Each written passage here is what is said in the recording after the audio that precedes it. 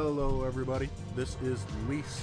We're back with Stromkarlen to another Apocalypse Showmatch. Strom, who we got in this cast? Alright, so today we are going to be casting a best of 9 between AgGe and BT George. So both tier 1 players in CPL. George is on Operation Indecision, and AgGe is on Team Socialized Healthcare. So That's a good I like that. we are going to be casting a best of 9, end of the world style, since it's the apocalypse. And so they'll be playing all games, no matter what the results happen. So no matter what, we are going to be seeing all 9 maps. All right. I'm excited to see some AgGe builds. Me too. He is the master of just coming up with some weird stuff. All right. I'm having some feedback on the stream that the game sounds are too loud. Okay, I'll turn down Xeno. And you're a little bit quiet. Especially compared to me. So for once, I am not too quiet, which is good. How about now? Talking. Talking. I'm gonna move my mic closer to me, so it's. Oh, that's so much better. It's really good when you just talk into your mic. Yeah. Yeah, we're living the. All right. Okay. Map pool is the same as it was yesterday. So we are going to be playing all of the CPL maps plus Escalade, just because that's a great map to see from ladder. And the order will be slightly different than yesterday, but it is a set order. It's not loser picks or anything. We decided the order beforehand. So, yeah. And we're hoping to do a couple more of these games, or these series next week. So keep your eyes peeled for announcements. I don't have exact time set, but I think we have a PVT and another PVT coming up next week. So stay tuned for that as well. All right. And with that, we have both our players ready. Let's get straight into the game. First game is going to be on Fighting Spirit, the good old classic. You're still a little quiet. Yeah. I'm talking into the mic. Better. Okay, good stuff.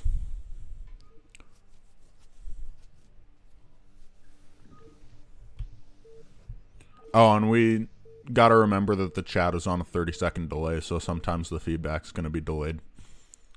But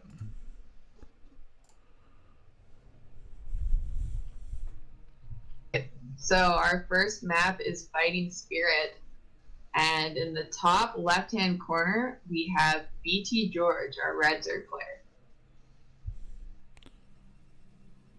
And in the bottom left, we have our white Protoss, gray Protoss. Not sure what color that is, Protoss. IRK's AgGe. All right, I'm excited for the series. I think it's going to be a great matchup. Both players kind of reported the similar MLMRs to me when they volunteered to play in the show match.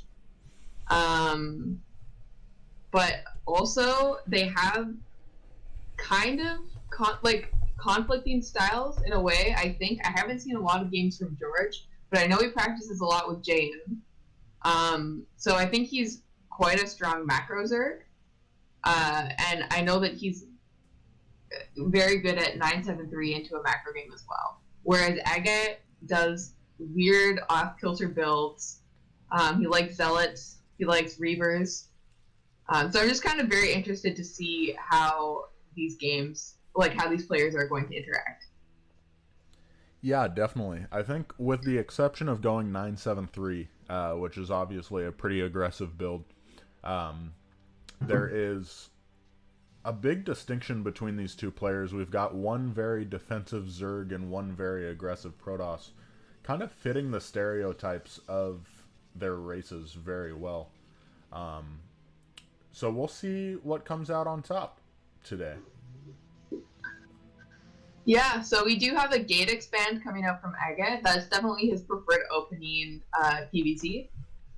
I don't see him forge fast expand very much, and I was practicing him with him the other day, and he forge fast expanded one game, and I hydro busted him and won. So I think that he was like not the other every other game I played against him, he gate expanded. So I don't know that we're gonna see much forge fast expanding from him today. There's got to be gate expand. He likes his zealots. He really likes being on the map. I remember talking to him about it once, and he says he feels like he just has more vision with gate expand. Right. That makes a lot of sense. That makes a lot of sense. You have some vision with Forge Fast Expand, just keeping that probe alive, but not only is it a huge pain in the butt to continue keeping that probe alive, but you can only really see one area, where with Gate Expand you can send zealots to different bases, you can do a lot of different things. Yeah. So I guess he feels like he's just safer because he just has a better kind of read on what Zerg is doing. Yeah, exactly. More vision than just a probe. AgGe starting off strong, getting 4 kills with his first zealot. You know, when that happens to me when I'm playing ZVP, it's pretty much an insta-loss. But we'll see what happens. AgGe running into the main. Yeah, this looks okay. I mean, the zealot rush is definitely happening. It didn't get completely shut down. But I don't... George is also... He puts down his third hatchery. So it doesn't... This seems okay for Zerg. But as long as he can stop this last zealot, I think the zealot rush is pretty much over. He does have 4 lanes out. Nice micro from both sides. Yeah. Targeting the injured lings, even though George is pulling them back. So really kind of just sparring there, testing out each other's micro. That zealot going behind the mineral line. Zealot deciding not to stay behind the mineral line, though. That's interesting. Going for some drones. Gonna try and get a drone. Get one. Yeah. Rush is pretty much over now. We're gonna see... I think that was pretty okay for both sides. I don't think that Protoss should be unhappy with that, but... you know, it's just kind of sets the pace for both players. You can't tech quite as quickly when you have an opening with extra lings and zealots. Yeah, definitely. The tech's going to be a decent amount delayed.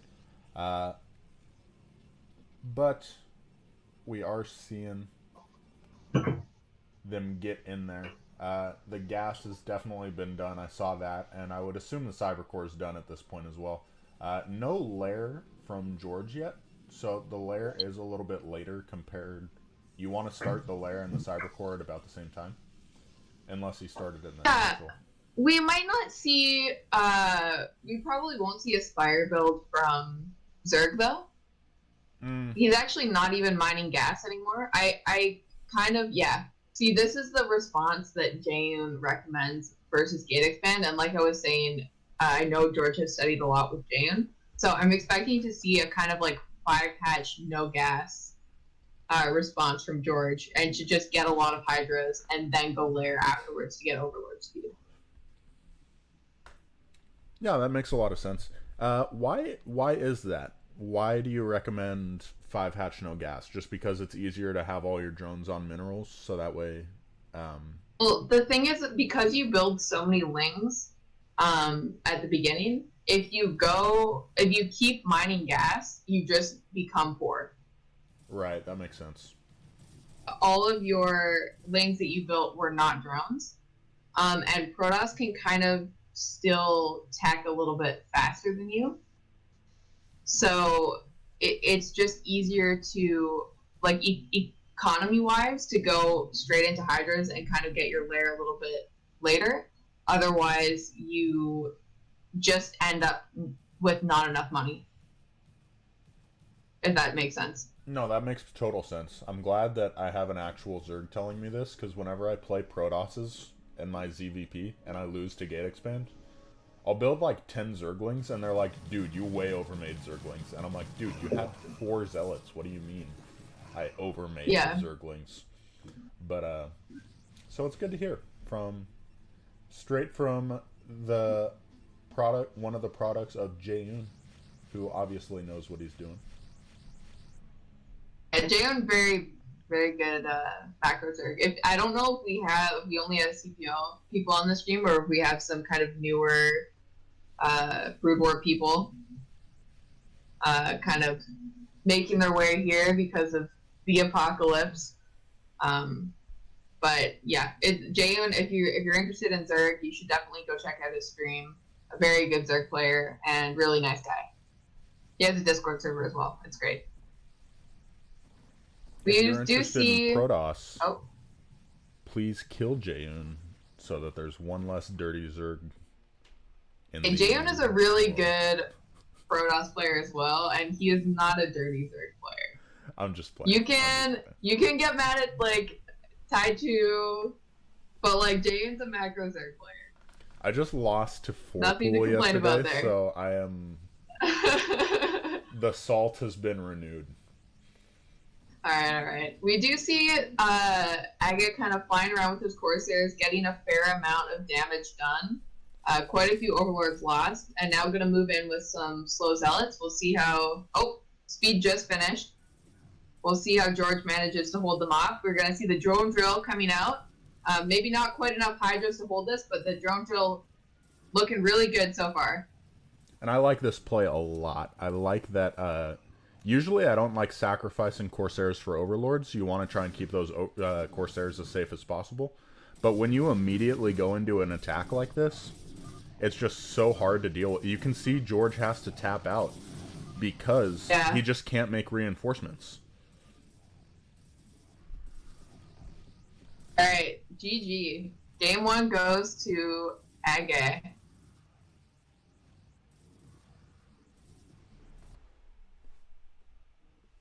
Zealots, man. Pretty good unit. All right. I feel like AgGe will be feeling pretty good about that game 1. We'll see how George kind of adjusts his play. Like I said, he's a very standard player. But AgGe is very much not a standard player. So we'll see how he adjusts and reacts in the next map, which is going to be Overwatch.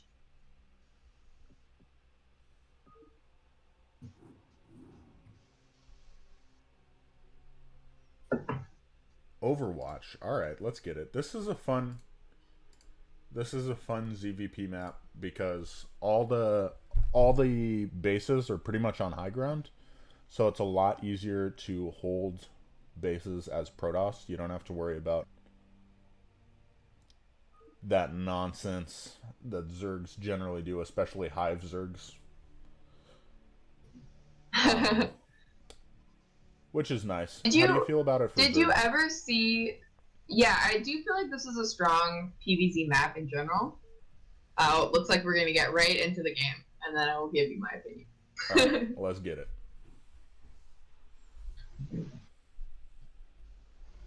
Alright, so Overwatch. In the top left-hand corner, we're going to have our Protoss player, IRK AgGe, in the blue. And in the bottom right, we have our red Zerg player, VT's George. Alright, so like I was saying, I feel like Overwatch is a pretty okay map for PvZ in general. It's like you said, there's the high ground bases, so it seems very possible for Protoss to get onto 4 bases, and also the kind of the terrain in the middle makes Protoss like the going up and down and up and down, and there's like lots of high ground going into pushes is like very strong for a Protoss army coming back, so it's kind of hard to push with Hydras. I don't know. It seems like a very... But that being said, did you ever see that macro game in, I think it was an NASSL, between Hawk and Dragon on this map? You know, I never did. What happened? You really should watch it because it was a really, really good game. So I believe that Hawk went 9-7-3-4. Didn't bust him with 9-7-3, and then did another Hydro push later and got a bunch more cannons, and then went into a huge macro game. And I asked him about it afterwards because I always feel like this is a hard map for a macro game, ZVP, and he said it's actually fine. It just depends on who gets the bases in the middle. So but the way he played it was very economic. So he just built a lot of lurkers and didn't build lots of lings. So he just was trying to get as much value out of his units as possible and just siege the ground and take bases. But I don't know if we're going to see that kind of style of game here because Dragon and Hawk are both macro players, and AgGe likes to play aggressive. Yeah, AgGe not so much. But he is going for Nexus first. That's interesting. Which could be easily punished by this overpool. I don't think he saw the spawning pool behind the mineral line, which could be rough for him if George decides he goes 6 lings. 6 lings. I was gonna say, I noticed George sent out his early probe or his drone a little bit early for the expansion. So a little tiny bit of mind games there. A little bit of Yeah, no cannon. Yeah, cannon. Oh, this could just be. Yet. This could be game. This could be game. Yeah. Probes, as good as probes are at fighting Zerglings, they're not that good at fighting Zerglings. AgGe with FML. GG, well played. Yeah. All right. Misread the situation. That's unfortunate. All right. I do think that the 6 ling response from George, just after kind of getting a little wrecked by gate expand in game 1, was really nice. And I hope he keeps doing that because I feel like just going 6 lings every game against AgGe is smart. Yeah. I agree. Against an aggressive player, you gotta have just some units. Even if you don't plan on being super aggressive with them, just fighting back a little bit, throwing them on their rhythm. A lot of aggressive players, like I consider myself fairly aggressive. I just like to be annoying with my Protoss units. If someone else takes control of the game, that really throws me for a loop personally. I like to feel like I'm pushing the tempo. Yeah. Yeah, so that was just, we've had 2 very quick games, kind of, with lots of zealots and lings. I wonder if we will get on to a macro game at some point, and I do feel like this next map that we have might be the one for a macro game. What do you think? In the way of an Eddy, yeah, I definitely agree. It's a very big map. It's if we're gonna see a very many macro games, this would be one of them. Of course, there's always that chance that it's like, oh, he's expecting a macro game. Maybe I can catch him going 11 Nexus or 12 hatch, and then they try and cheese super hard. But yeah, or he goes 9-7-3. I could see that. I think that the 2 things that we might see here from Zerg is either 9-7-3, or especially if he's vertical or cross bonds, we might see Turtle Zerg, fast 4 base. I would like to see Turtle Zerg. Turtle Zerg is so hard to play against. I know George has been practicing. He's good at it. Yeah, okay. I haven't seen him play in a while, but when I had talked to him last, he was practicing it. Yeah, I think he's been working on like a 5 muta variation of fast 4 base. So I would like to see that. I feel like that would be very cool. But it kind of, I think AgGe is going to go gate expand again. So I guess it really just kind of depends on how the first interactions between the Zerglings and the Zealots go. Yeah, we're ready to go in the game. You don't have to wait for us. We'll just follow you, Xeno. Yeah. We're just filling time, shooting the breeze. Yeah.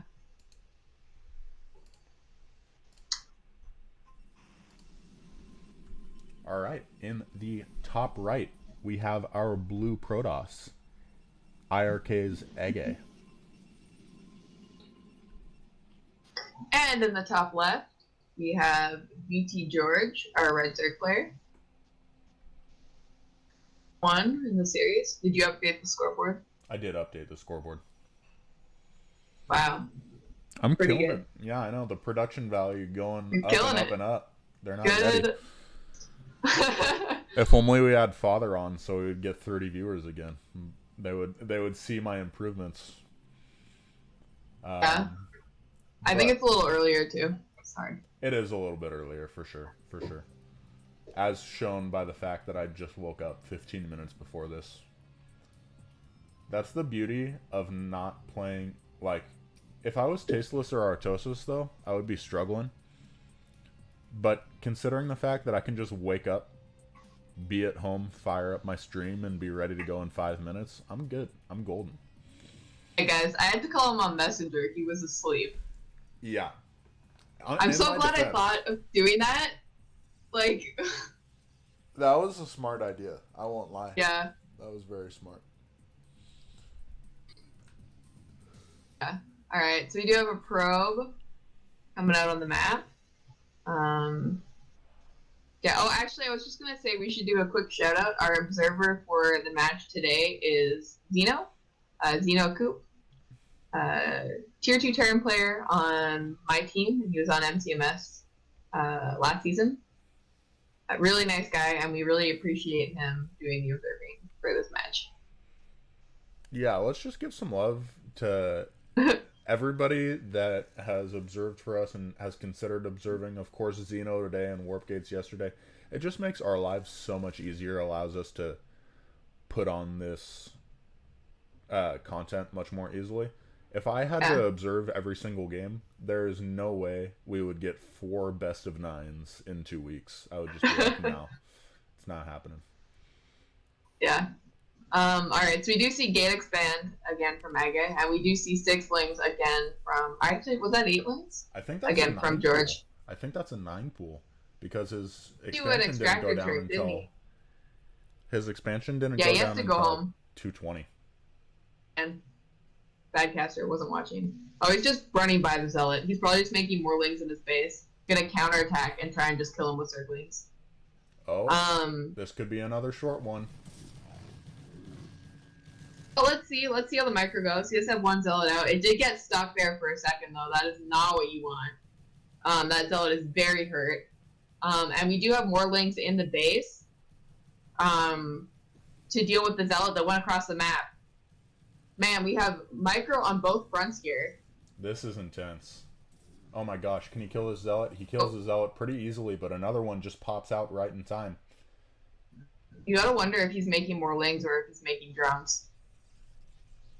I think he's just making lings, man. I don't know. He is a macro player. Like, I could see him just, like, kind of trying to do that so that he doesn't get overwhelmed by Zealots and then going into a macro game. Because I feel like he probably feels comfortable in his macro play. I definitely think with the cannon starting to go up and 7 probes sitting in the... I don't know, man. He made lings. He's got to start droning up right now that he sees that everything's pretty much... Only 4 more lings, though. So, and into lair right away. You think this is going to be 2 hatch Muta? It's got to be 2 hatch Muta. There's nothing else you can really do on 2 hatch, right? I mean, you could go for like 2 hatch lurker drop. I mean, other things you can do. With this many Zerglings, I feel like 2 hatch Muta would be strong. Yeah, I agree. Man, he got 2 more Zealots. This is looking pretty good for Zerg to me. The thing AgGe has no idea what's going on. Any kind of 9 pool, you just don't know what the Zerg's follow-up is going to be. They can follow up in a variety of different all-ins. Oh my gosh, 9 health. That's absurd. That's crazy. That is crazy. Oh my god. He just lost all his lings too. He does have an Overlord there, so he still has some vision, which is nice. Yeah, a little bit of a mistake there from George. We got Tim in the chat. What's up, Tim? Saying, just make 20 more lings and bust the wall. Zasagi. Very true, my friend. Very true. Zasagi, indeed. He is making more lings. And he is throwing down the Spire, so it's looking like he's going to go for 2 Hatch Muta. Does AgGe? Yeah, AgGe does have the expansion starting to go down. It was very late, so I was a little confused. But more important, honestly, to get that tech up and make sure, obviously, that you don't die to the 9 pool. That's #1 priority. AgGe trying to flip out a probe and succeeding. Looks like he is successful. This could so be I guess we'll see saving. what he scouts. Yeah. See what he scouts and see what his response is. George does have an Overlord. I think the Overlord just died in the main base, so... What's going on? Oh, nice drone on the ramp. Nice drone. Oh my goodness. I went and checked the 3rd expansion, so he actually doesn't know if there's a 3rd hatchery or not. Also... He doesn't know if he's on 2 or 3 bases. The only thing that's kind of a saving grace, he does see that 2nd gas relatively early in the flow of the game. So it could be a little bit of a hint that he's going for 2 Hatch Muta. But yeah, obviously, that's true. Obviously, that's true. Not a guaranteed thing like seeing the Spire. Yeah. Or seeing no 3rd base. Oh yeah, seeing no 3rd base is pretty... Nice map vision by George, too. Oh, he just brought his lings out, but he had them all spread out really nice. It was good. Got some 5 Zealots making the trek across Eddie. You know, he got really unlucky with that 9 pool, too, because he scouted him last. Yeah, that's unfortunate. I hate when I'm 9 pooling and I can't get the instant win. Oh, nice. He already has a sunken. These Zealots probably not going to make it home. He's not even sending them home, which is interesting. I guess he's just trying to buy enough time for his cannons to get up. George does not take the bait anymore, though. He's heading right over.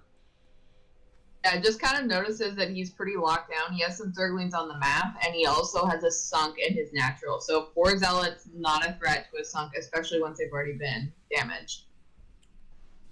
Got 5 Mutas on the map here. I guess we're going to see what George decides to go. Oh, 7 now, looks like. 7, 8. Counted 8 Mutas. They're going to have to come here and stop these Zealots. I just played a game where I went 9 pool speed into 2 Hatch Muta against JPack. And the annoying thing, you want to just go get harassment done because you're so low eco, obviously. But then these stupid Zealots just keep forcing you to come back and back and back. Like, otherwise, if you lose 2 or 3 drones, that's gigantic.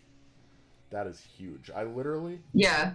Zerg is super low eco with a build like this. Let's see if he can get some damage done. There are a bunch of cannons here.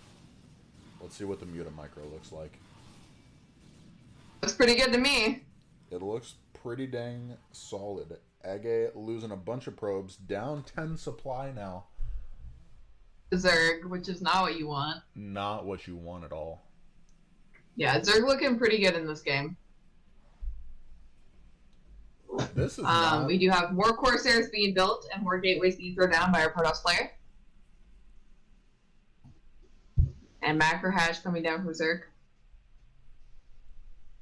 Standard play through this opening. Oh, he's got some Scourge coming in. Let's see if they can get some connection. Oh. Cannon's pretty good. Cannon's coming down for Protoss, so he's pretty locked up in his mineral line, which is good because he's pretty low on probes. Yeah, he does not have many probes left. He's got 3 more gateways and a Citadel coming down, so he's preparing to transition into a little bit stronger of a ground army. But with how low eco he is, it's going to be tough. Yeah, I see 1 Zealot.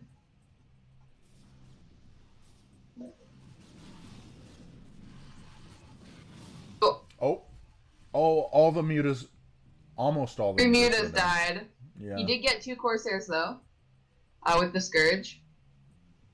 And I feel like the mutas, they kind of did their thing. I'm not too worried about them anymore, except for the fact that he has to have overlords on the map, so we might end up losing a couple of those.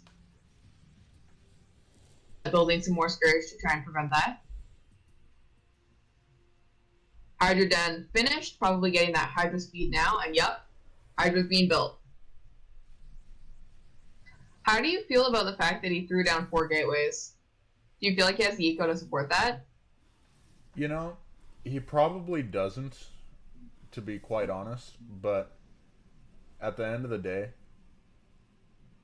like, 3 gateways, sorry, 3 gateways, yeah. I mean, as well. if you cut Corsairs, he's gotten the probe saturation back up to an okay level. It's definitely not good for a Protoss to have like one per patch, maybe plus a couple more.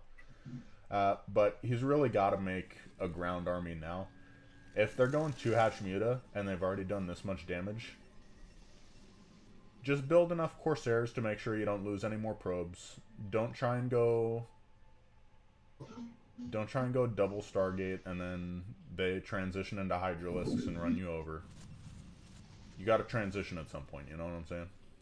Yeah, yeah. I feel like this kind of just goes back to the initial opening and the fact that he had so many probes hold for so much time, and he really did almost just die in his Earthlings.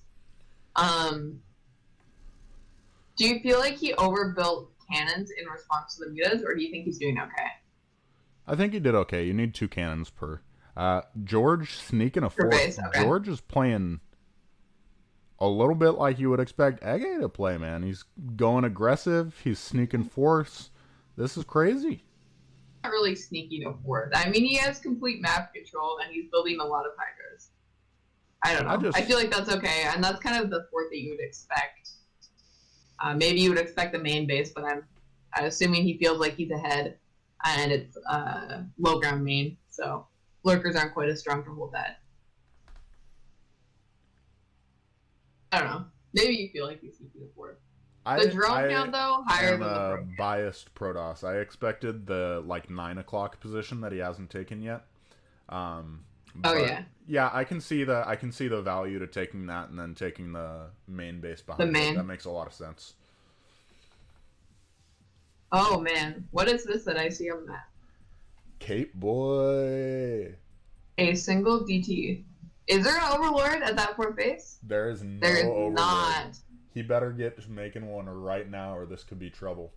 I don't even know if he has. He got overlords because he was just when the Corsairs were chasing the overlords a minute ago. He didn't have overlord speed. Oh, he sees it instantly. His screen just hopped over there. Oh, maybe he didn't notice though. He's not reacting. Did you see his screen flipped back? His screen flipped back to the fourth base right as the DT killed the drone, and he just didn't react. Strom, I'm not going to lie to you. I don't even watch the minimap in my real games. I am definitely not going to watch the minimap when I'm he sees it now. He sees it. Yeah. Can he take down this hatchery, though? I mean, like, he does have Overlord speed. But DTs do a lot of damage, man. It's already halfway dead. I see morphing a lair just to try and get those extra hit points. And AgGe does focus on killing the drones instead of focus firing the hatchery, so he will not lose it. As a Protoss player in that position, would you focus fire the hatchery? Like, do you think that was a wrong decision to try and kill the drones? You know, I think I would focus fire the hatchery, but at the same time, like, I think there's a little bit... I think I focus a little bit too much on hatcheries when I play. Like, at the end of the day, hatchery's 300 minerals, which is like 4 Hydralisks. And when I kill 4 Hydralisks... It's also build time, though. It is a lot of build time. And like I said, I probably would have focus fired it, but I can see the value of going for drones. Because drones just seem like they're unlimited value. You get the 50, obviously, from building them, and then they could really just go on mining forever. Oh, we do have a lurker. That's quite the lurker contain. Yeah, we do have a big lurker contain. This is gonna be rough. This is gonna be rough. Down 20 supply. You're just never gonna bust. He doesn't have any dragoons. I haven't seen. Can we get a shot of his main? I want to see if he has a robotics facility yet. It doesn't look like he even. Yeah, he's just he started finishing it. one now. That's So no observatory yet. Another DT sneaks in. Very, very AgGe, I gotta say. He's doing. But he is focusing the Hydras. Yeah, he is focusing the Hydras and not the. So I feel like this is okay. For George, and we do see that the spore does finish in his base. So he's gonna try and just keep that alive so we can have some detection down there, and it's no longer a sore spot for DTs. Oh my god! Oh man! If the lurker contain wasn't so already, many lurkers. That was. Morse them a little bit further away. Probably just doesn't want them to get stormed. Oh my goodness! Just in case the lurker contain wasn't bad enough. Is he gonna drop? Do you think that's a drop? I think that would be really strong, honestly. When you've got map control on Protoss, especially during the mid game when Protoss is supposed to have map control, it's just so difficult to stop them from dropping unless you want to put cannons everywhere. And drops are so hard to clean up. You've got to send your relatively slow army all the way back into your main. It's just a huge pain in the butt.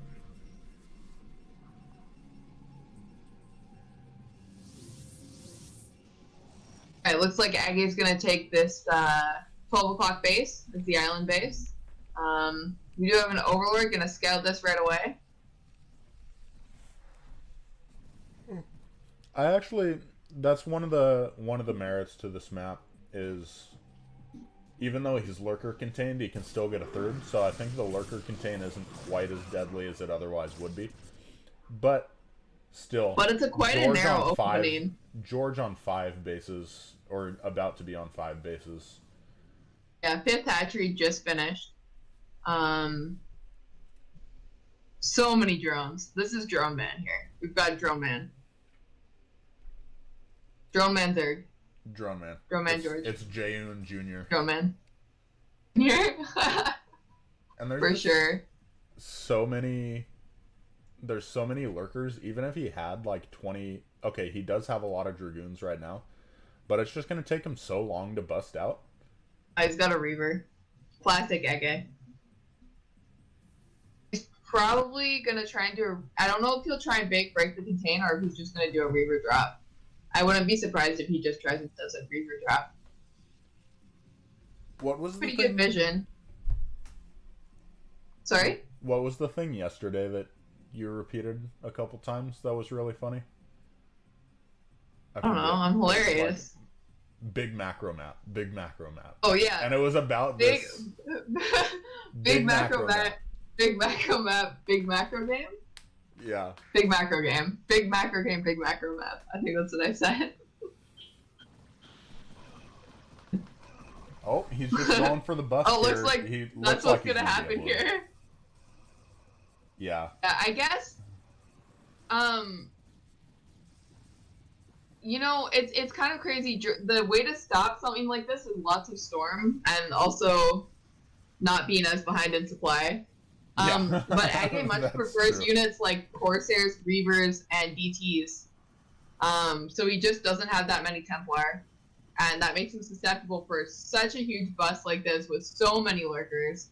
Just on 5 base economy from Zerg. Good luck, Protoss. Good luck, Protoss. That is so many lurkers.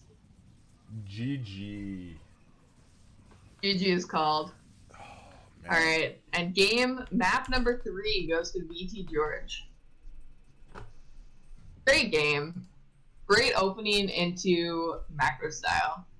That was highly enjoyable for me as a Zerg player. As a Protoss player, not quite enjoyable, but still fair enough. Fair enough.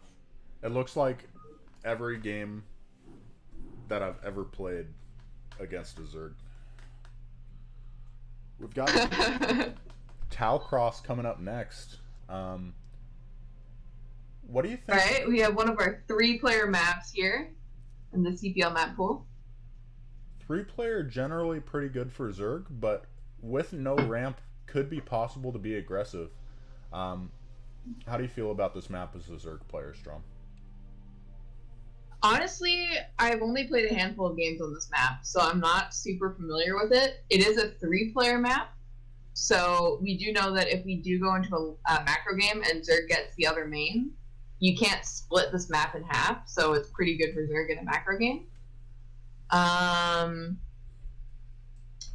yeah, I really haven't played it very much. How do you feel about it? You know, I haven't played this. I haven't played this game or this map since like 2018, when it was in the ladder pool.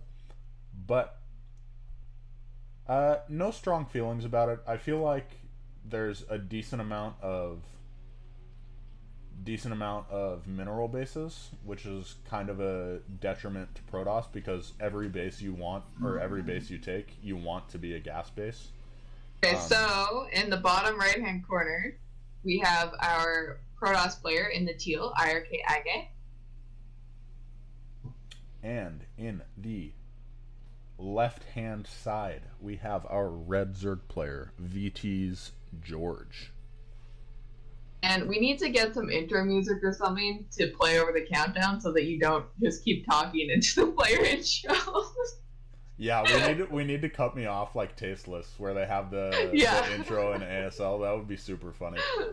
Though I'm definitely you're the Artosis of this group with the knowledge and the facts, and I just kind of say stuff. I'm just here for the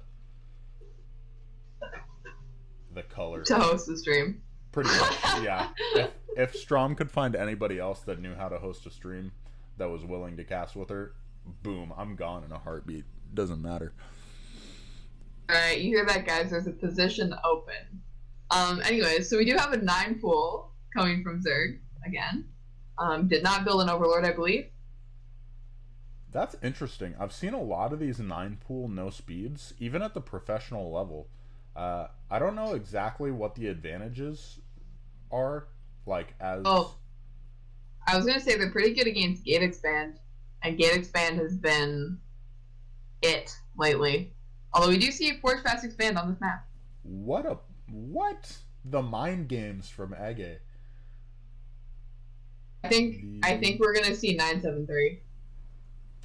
I would not be surprised. I think we're gonna see 973. Yeah. That's my prediction, guys. I might be wrong.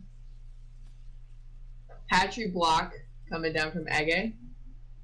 Do you think he realized it was a 9 pool, or do you think he thinks it's overpool?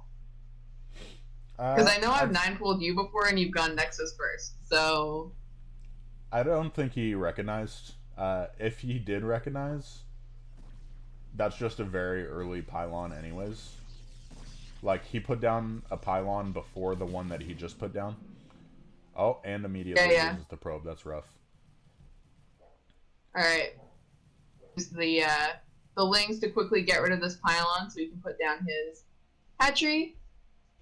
Probably expecting that's an interesting looking wall.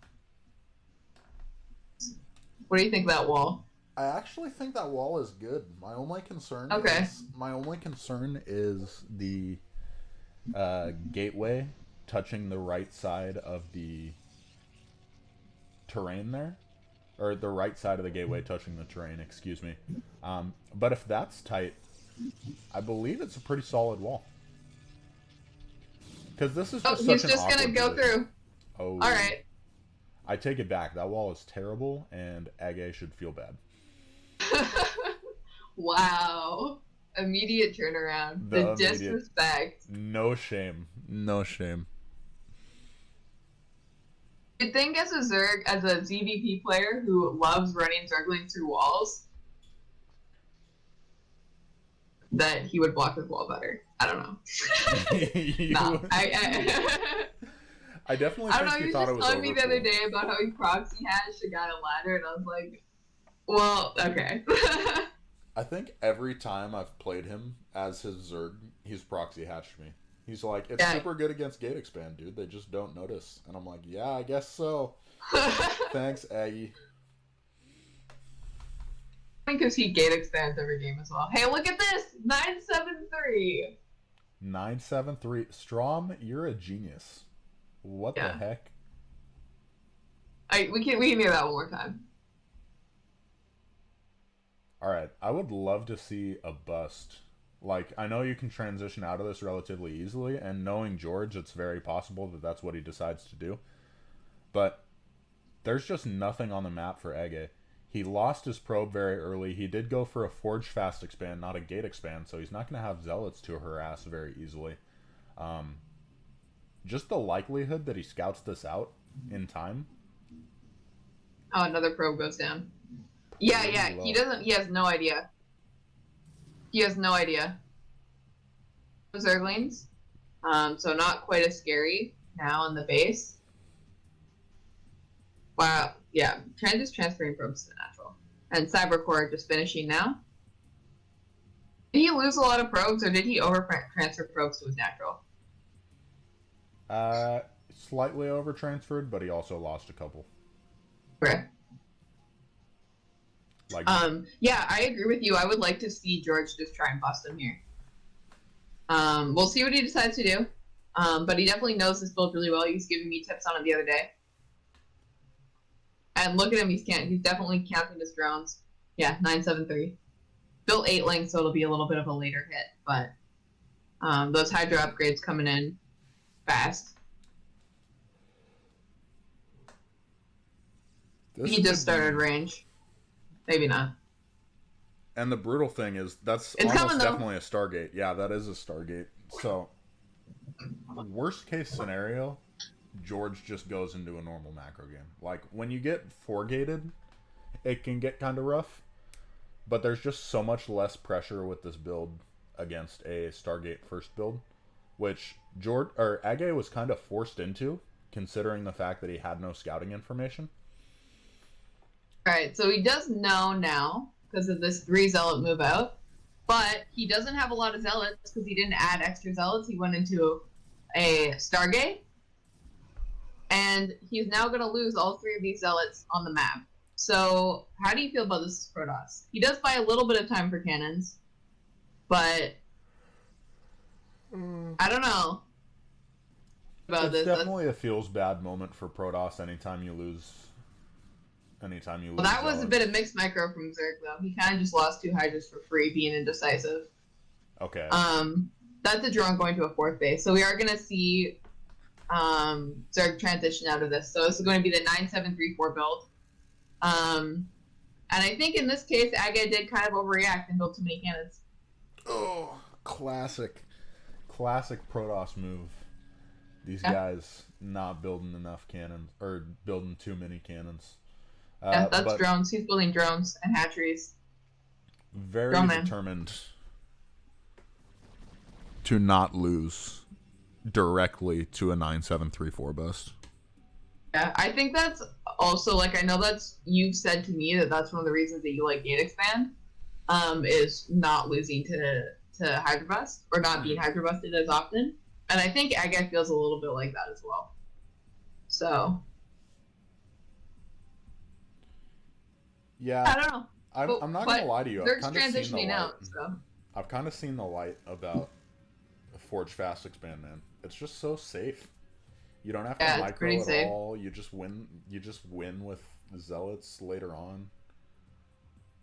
Zealots are broken. You just win with them at any time. Protoss is a good race. What can I say? Yeah. So AgGe just seeing the hatcheries go down, realizes that Zerg is going to be going into a macro game, but is going to be able to pick off an Overlord here, I think.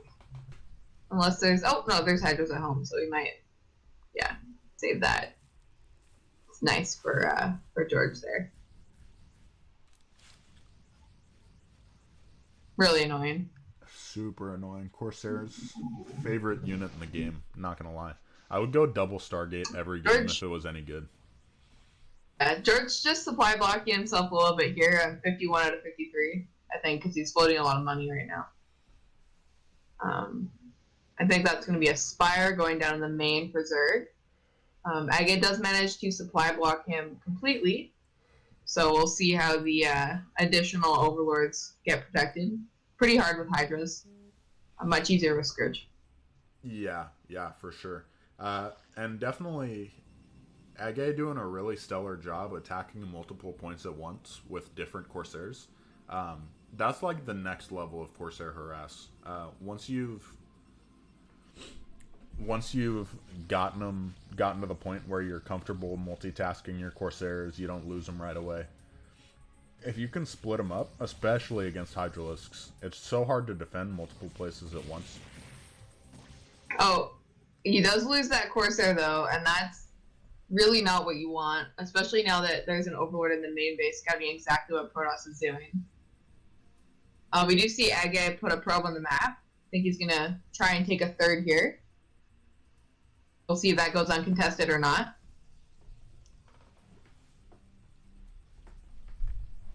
It should probably go uncontested, right? Because I feel like George doesn't have enough Hydralisks to really be aggressive. The thing with Zerg, though, is that you can have no units and suddenly have many units. That is very true. I have learned that lesson the hard way. It is the power of Larva. But the supply block is real. Like, he just keeps supply blocking himself. Oh, looks like he's 62 out of 87 now, so he should be able to pop out a bunch of units. But he kept getting supply blocked by the Corsairs and then just not building extra Overlords, so it was a little bit unfortunate there for a time. He still hasn't really droned his fourth base, even though he has a hatchery there. 1 DT on the map. We're going to try and get some harassment done. And no Overlord. So we'll see how fast George notices. Oh, he notices immediately. And the Overlord pops out at the perfect timing. That's always super nice. Yeah. Oh no. Oh my gosh, 6 health. That's so unlucky. That DT. That's so unlucky. That was George. Very, very unlucky. Nice storm. Let's see if he decides not to focus down the hatchery. Yeah, just chasing after the Hydras. What a weird little micro battle. This is so funny. He's just got it right-clicked on one of them. He's like, all right, we're just going to play Ring Around the Rosie. This gotta be an Overlord, right? Yeah. Yeah. All right, so we are having a Hydra push into the third base of AgGe here. Both players kind of floating a lot of gas, but we did see George kind of baited out a storm there. That one did a little bit more damage. Can he take out that base with that many Hydras? Oh, he's got more reinforcements coming. That's why he's waiting. Oh, that was a sick storm. That's so sick. That was speechless. That was it. That was the storm. The sad thing is, I'm pretty sure without reinforcements, George still wins this battle. But AgGe sending in reinforcements, so I think he might be able to take it. Oh. He's actually just going across the map for a counterattack. I think Zerg's going to try and target down this Nexus and then go back and defend. I have seen this kind of thing a lot in pro games lately, where, I mean, George did get a fourth base here, so I guess it's a little bit different, but he didn't really drum it. So it's kind of more of a placeholder right now. But I feel like Zerg has been really focusing on going 3-base and denying Protoss's third base lately in games. I don't know if you've been watching ASL and like KCM and stuff. You've noticed that as well. I haven't been watching that much KCM. I have noticed that in ASL though. Oh, yeah, especially Soma. 8 gates in total. Yeah, I think losing that third base really hurt. That's the thing. Really, you kind of want to either take the third base or go up to 8 gateways, but losing the third and then trying to go into 8 gateways, the supplies kind of tell the story. He's down 30 supply to a Zerg. I think even if he stayed in his base and macroed up for a super long time, it'd still just be really rough for him to get back into it. All right, Dino showing us that Zerg is going to start droning the fourth base behind taking the fifth. Kind of got a bit of a contain on Protoss now with some Hydras. No lurkers on the map yet. Just lots of hydras. Big supply, big macro, big macro Big from that, macro big game. macro Big game. macro game. Starting to Zerg see throwing a, down the queen nest. and we saw a second forge from AgGe. Pro tip: second forge extremely good against these Hydra heavy mid games. That's actually why 9734 isn't as popular at the top level anymore. Is two forges is just extremely strong against it. But the forge a little bit late in comparison to what you'd like it to be. Yeah, George floating a lot of money right now, but he is throwing down some more hatches, so I think he'll be okay. He's supply blocked again. Hopefully, we're going to see that hive get started soon. Some drones to saturate his fourth and fifth base. You have a little bit of a contain. AgGe going to move out now. Kind of DT in his push. So, man, those storms so good. You know, this game is in such a tough spot for the Protoss right now. I can't even derive joy from those storms, and that says a lot. Yeah. I love a good storm.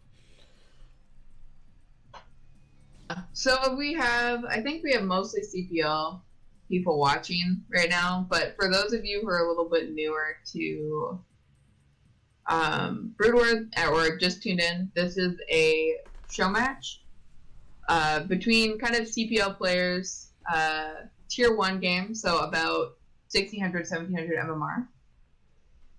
And we're doing a best of 9, but it's end of the world style, so they're going to play all 9 maps. Yeah, so it's a CPL map pool, which is 8 maps plus Escalade from Mother. And this is game 4? This is map 4, right? Yep, game 4. Map 4, yeah. So we currently have a 2-1 lead for our Zerg player. Looks like it might be going to 3-1. Kind of tricked our Protoss player a little bit in this game, opening up with a Hydra bust, so some quick aggression, but then transitioning out of it after. Oh man, he's losing so many units for free. And he lost 3 Templars, which is crucial. We see he's going to try and get a third base up again behind this, but scouted immediately by Zerg with an Overlord. Very nice map vision from George in general. I like the way he's positioning his Overlords. Agreed. And Lynx. And, ooh, a 6 Storm. I don't think it's gonna... It's probably just gonna end up being like the last game where he just has such a sick amount of units that he can bust. Yeah, that's a lot of lurkers, dude. Like, that's just so many lurkers. And it's right in the middle of the base and the units, so I just don't feel like Protoss is going to be able to get a third base up. And I think that George is just going to bleed him out as he's looking at taking his 6th base in top right. He's got a drone up there right now. This is a very Jaeun-esque move. Just win ahead, get more ahead. I remember watching, I think it was the Day 9 Holiday Bash or something like that. But Jaeun was super ahead one game, and he just took infinity bases. Both Reavers go down. And the shuttle. That's the end of Protoss. Yeah, rip the dream. So many lurkers. Look at how many lurkers this is. This is Lurker Drone Man. Lurker Drone Man. Lurker Drone Man. Big macro game. Alright. GG's called. I am so kind dead. of a slow.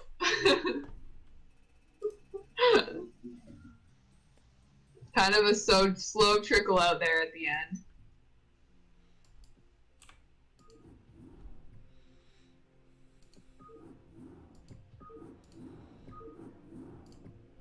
Whew. So, starting to look. I mean, the 2 last couple games, not very close. I'm a little worried for our boy AgGe here. I hope he's able to put on some good ones. Yeah. I have your stream open in another tab. And I'm curious why you have your webcam up and not the great picture that I drew for us to cast. My webcam? Yeah, I don't have my webcam up. you Oh, do. what? When have I had this? I am very embarrassed. I would have put a shirt on if I...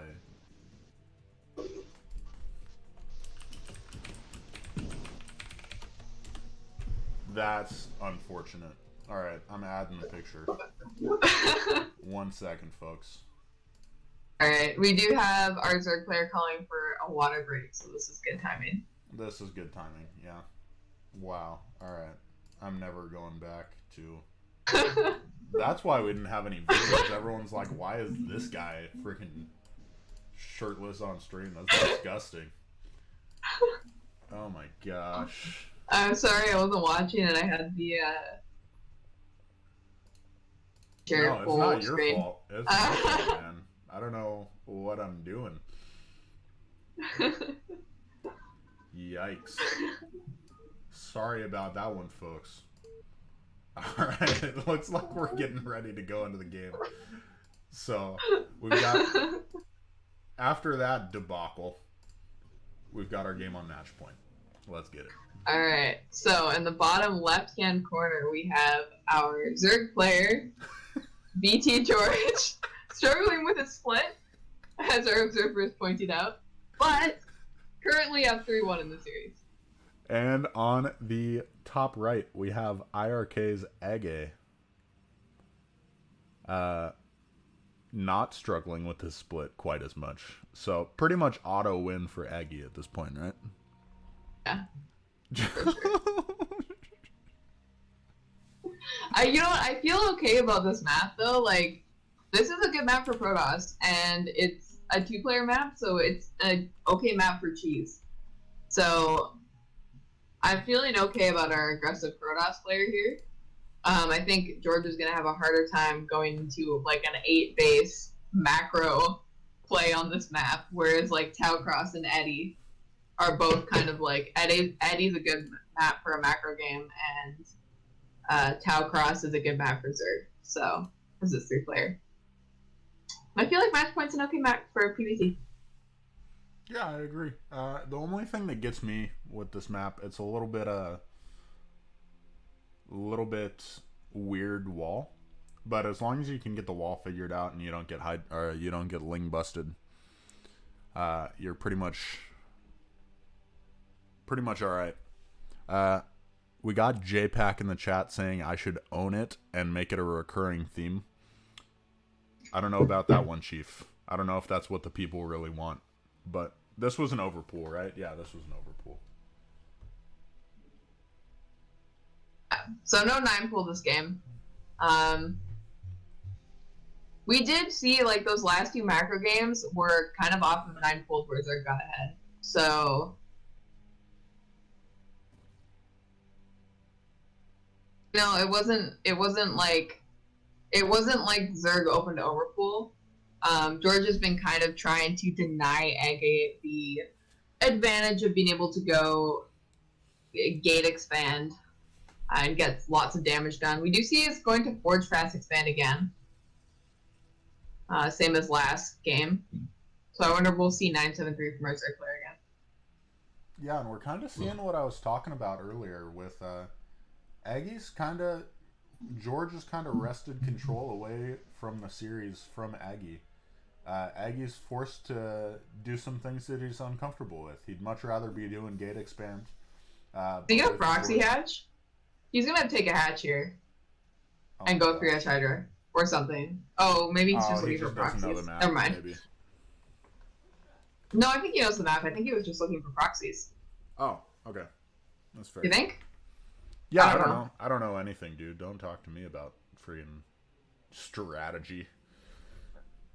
Yeah, I have no idea. Looks like he's just gonna take that top left base though. So maybe you're right. Maybe it was a misbook.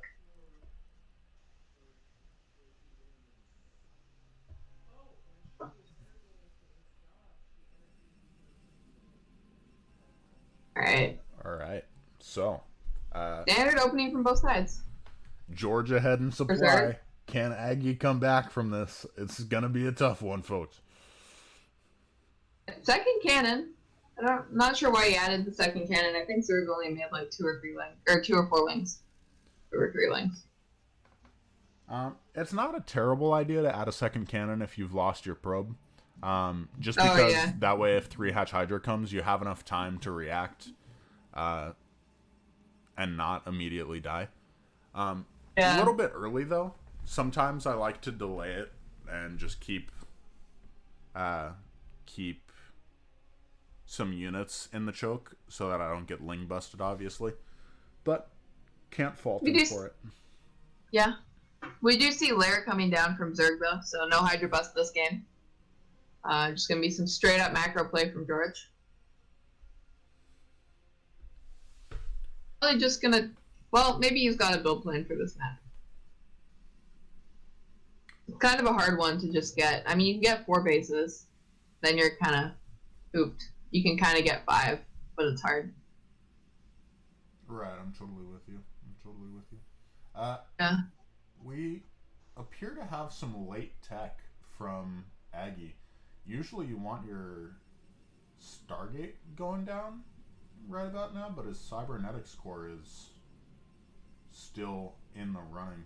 Not exactly sure what happened there. Looks He like did he add made an a extra couple cannon. zealots. He added the extra cannons, that's true. And he Yeah.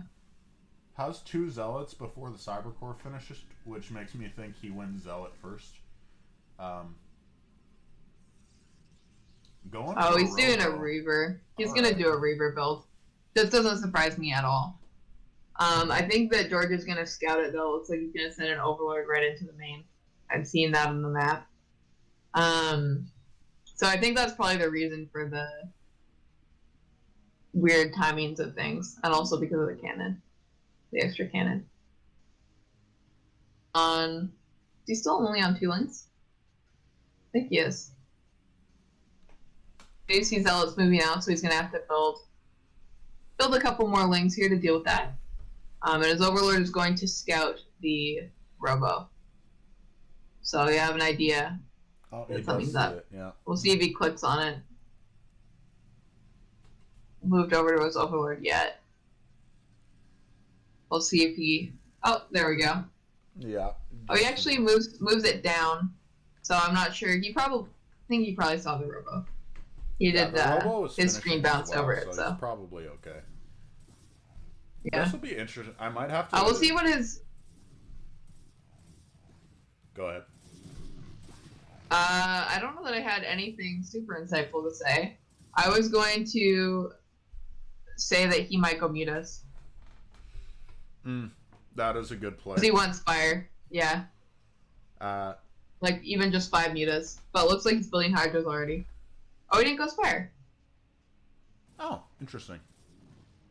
Maybe he just forgot to put the Spire down, or maybe this is some kind of Lurker build. Lurker build seems more likely.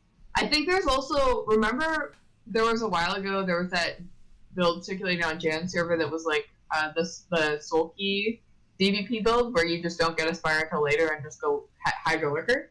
Oh, that's actually what I do, ZVP. The only reason I don't think that's the case is because you get your 3rd hatch before gas.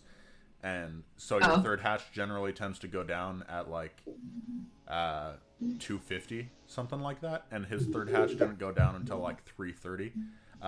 But he also sent his drone in the wrong direction. He did misclick. 5 cannons from AgGe. That's a bold play. Just making sure he doesn't die to anything. Usually when you go for a Robo like this, you put the Robo in front, and then you don't have to make as many cannons because you can just crawl a Reaver out. But AgGe never afraid to march by the beat of his own drum. Going for more of a harassed-based play, keeping the Robo safe, and gonna get a shuttle probably with speed. Oh, it's drop. It's drop, isn't it? It's fast drop. Yikes. Okay. Look at this. That's a build. It's a It's no good this game. This is Painful. This is, I think, pretty good against what AgGe's doing, though. Like, especially if he moves the shuttle out first, but, like, he has one Reaver, he's building a shuttle. Yeah, and he got shuttle speed, and he's moving the shuttle out just as the Overlords come in. And it's all Hydras. So Hydras are... Oh, and he doesn't even see it yet. See it. That's so unfortunate. Oh my goodness. This is so good by George. Yeah. I love this play. Rip the dream. Oh man, and here's the reaction by AgGe. He's gonna have to bring the Reaver right back. And I don't know that he can stop this because he just doesn't have very many units because he went for such a fast Reaver. Yeah, and if you micro your Hydra as well, you just can't. There's just so many Hydras. Yeah. Oh, and he just loses the shuttle immediately. I think this is game. Rip. Wow. AgGe said it better. Yeah, very cool build for match point. Oh, cool is one way of putting it, yeah. Getting worried for our Protoss player here, though. You right? Yeah, I am hoping that AgGe can put on some good games. George just seeming to get the better of him. He's pulled out some very good, I'm assuming, prepared builds. They seem prepared. They seem very prepared, for sure. Yeah. I just... how do you... I guess not put down 5 cannons would help, but still.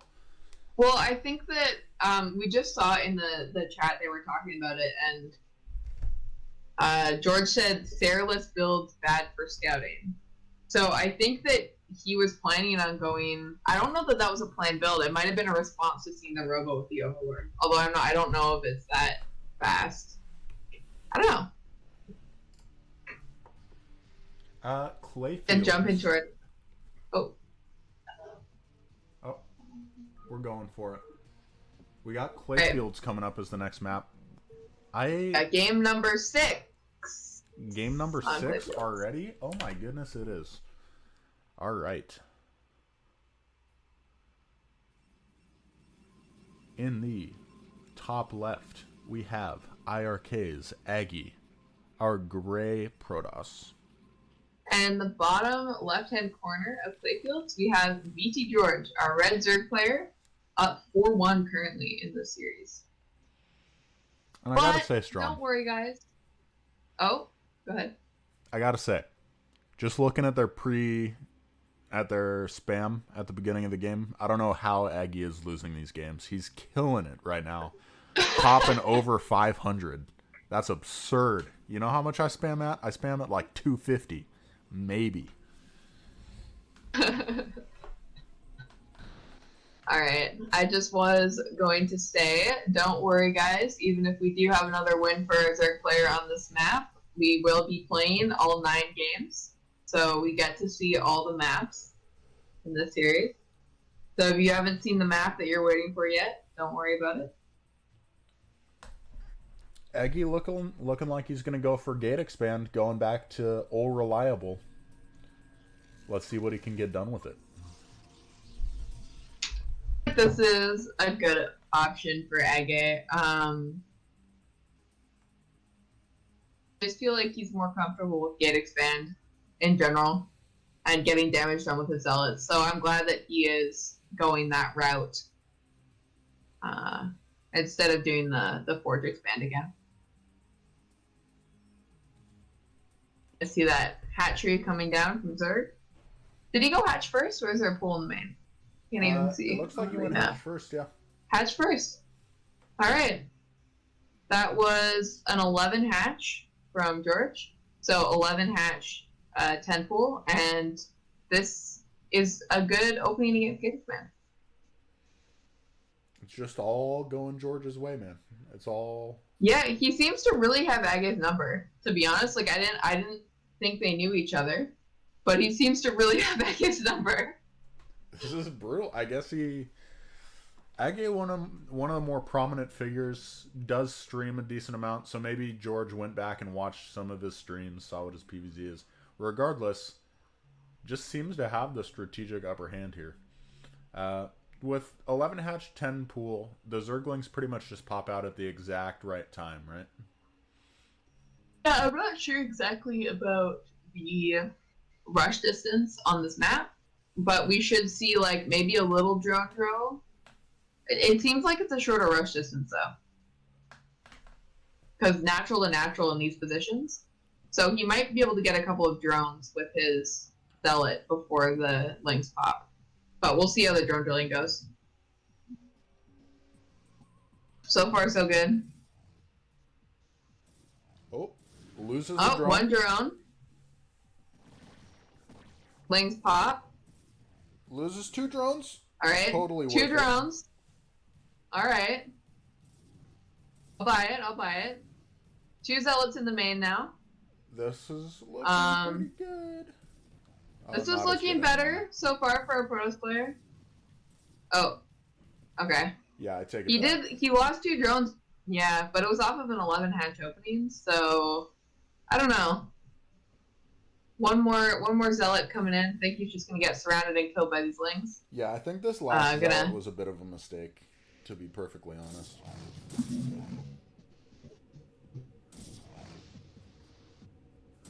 Nice micro though by AgGe. Yeah, nice micro. He's targeting the injured lings. It does lose that zealot, but did lose a couple drones and forced a lot of lings. Oh, no cannon started though. Oh my gosh, AgGe, no. He's gonna have to pull probes. Oh no. Just make lings good unit. Oh no, this is not it. That's not the way. Oh, this is so sad. This is the saddest. Alright. I'm gonna cry. This is every gate expand. Alright, so 11 hatch, pretty good opening against gate expand. We did see the rush distance a little bit shorter and kind of vertical spawns. So he did manage to get a couple drones, but George going into lair again. Looks like this is going to be 2 hatch play eventually. But did get, like, he got a lot of probes with those lings. Got like 6 or 7 probes. Yeah. Yeah, he's definitely at a solid advantage. Yeah. And he had to remake the cannon. And now he's just building drones, because he's drone man. Drone man. And looks like he's going to go 2 hatch muta out of this again. Same as the last game. Or the second game. Ugh. This is strong. I thought you said this guy was a macro player. No, I'm just playing. He is. Have you seen his macro games? He's going 2 hatch muta like some kind of like he's action. He's gonna go. He's gonna go 2 hatch muta into like 8 base. 8 base hive. You know, I want to be surprised.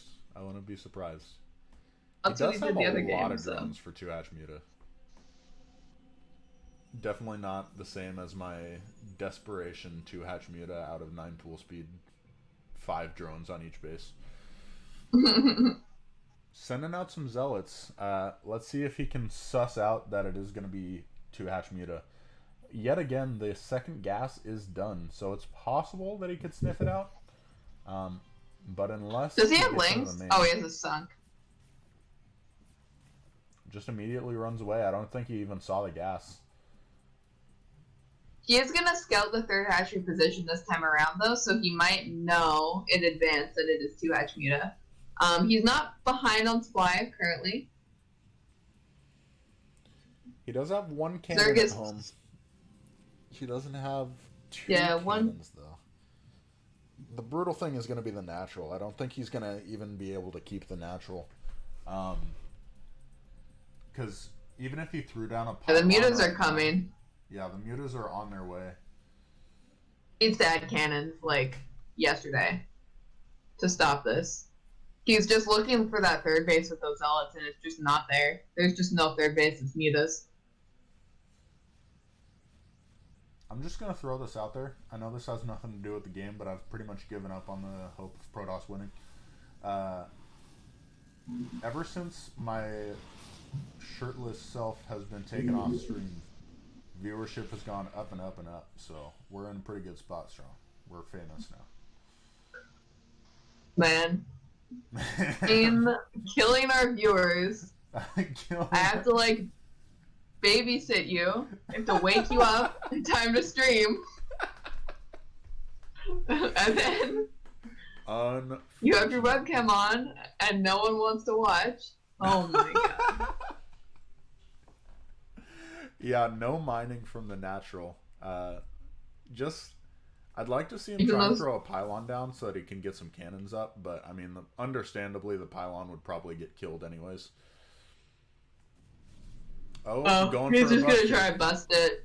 Yeah. Yeah. The Lings and the Mutas. Very strong. Good unit. Looks like George gonna take this game and technically the series 5-1 after this game. Let's see if AgGe can make a late series comeback like we saw from AOT yesterday. That would be nice. Yeah, guys, if you didn't tune in yesterday, you should definitely go watch that VOD. It should be on Leaf's Twitch stream. Don't worry, he wasn't streaming with a webcam yesterday, so no worries there. Don't worry about it. I was wearing a shirt too, so it's double protection. Yeah, we had a sick ZVT between IRK's father and Ash's Art of Turtle.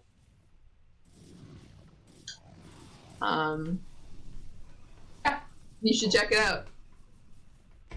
3 sunks. I'm starting to feel like I'm doing it. ZVT right now. 3 sunks. Yeah. GG is called. Alright.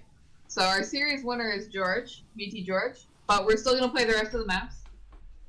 So hopefully we can see some more. Hopefully we can see some more maybe like two player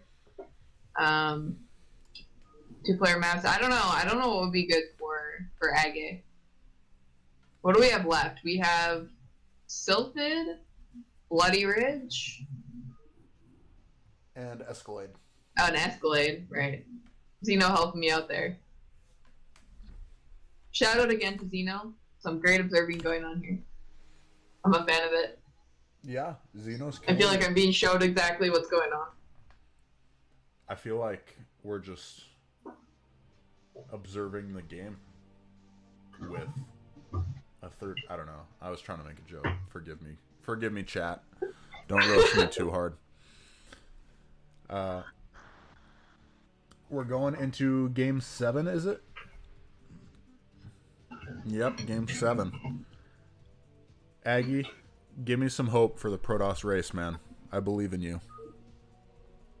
I want to see. Let's pull some IRK. IRK wins here. We got Strom in the chat talking about how bad she is at picking matchups. While I tend to agree, you can just say it on the stream. Well, okay, I'm trying not to spoil the results of the match yesterday for anyone who hasn't seen the VOD. You're not helping me with this experience? Yeah, no, I'm not good at that. In the top right-hand corner of Neo Bloody Ridge, we have IRK's AgGe in the gray. And in the bottom left, we have our red Zerg, VT's George. George currently the winner of the series so far with the 5-1 victory, losing that first game on Fighting Spirit. Play the remaining 3 maps. And hopefully we can see some more Protoss wins. Yeah, let's see what happens. I don't want to see an 8-1 score. Guys, we'd like to keep doing these matches because they're really fun. The best of 9s.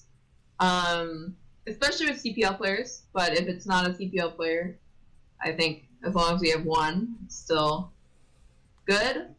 If you guys have any like wish lists on matchups you would like to see, please feel free to like post in the chat now or send me a message on Discord because obviously I'm terrible at making matchups. I'm just kidding. I'm just kidding. We had some really good games yesterday. And I've really enjoyed some of the games here today as well. I mean, the first game looked very good for AgGe in general. Looked quite dominating. So, I don't know. We'll see if he can return to his dominating form. We got George scouting out for proxies again. Staying on top of things, making sure he doesn't get caught off guard by anything. If he does find proxies, Strom, as a noob Zerg player who legitimately does not know the answer to this, what is the correct response to like proxy 9-9? Do you just go one base lair and then go for fast mutas? I'm not good against proxy 9-9. I don't know if I feel qualified to answer this question. Alright, fair enough. Overplay, it's just a micro game, really. So if you scout a proxy, you know you're going to be building only Zerglings. Because he already did his opening. So he already knows he's going to overpool. But if you know that it is proxy 9-9, you know you're building only Zerglings. You know that you might be losing your natural. You know that you're going to try and put a sunk down in your natural as soon as possible. So he probably would pull some drones with the Lings. Throw down for Ling speed. I don't know. It's just good to know what you're up against. I did see one game. I think it might have actually been an ASL. Was it an ASL? No, it wasn't. I think it was a KCM game, but there was an ASL game too with the Proxy 9-9. Versus a 12 hatcher and overpool. The one in ASL was versus a 12 hatch, but versus the I saw Sulky just put a sunk in his main, and then just counterattack with all of his Zerglings. And I feel like that's good at a lower level. Oh man, he gets the drone. But he also gets a probe. I feel like that's definitely good for AgGe, though. You gotta... First of all, Zerg has less workers in general, so trading a probe for a drone, totally worth it. But making him send another one all the way over there, just a little bit annoying, a little bit tilting. Yeah, definitely. You got to send a whole new drone. Losing a worker and then also losing time on that hatchery there.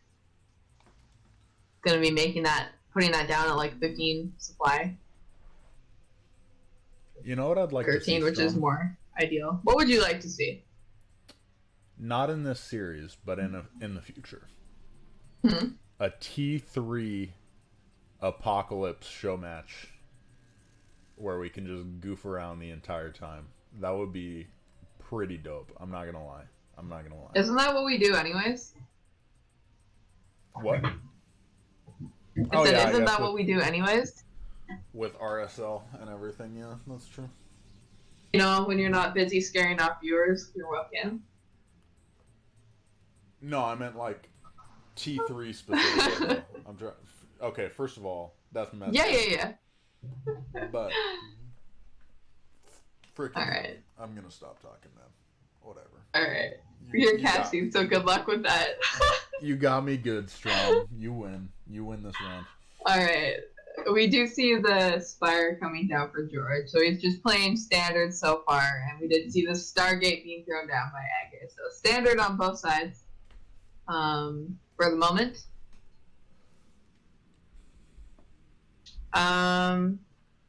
Yeah, I would be down to do a tier 3 Apocalypse match. I'd be into it. That would be fun. I'll make sure and let us know what you want to see.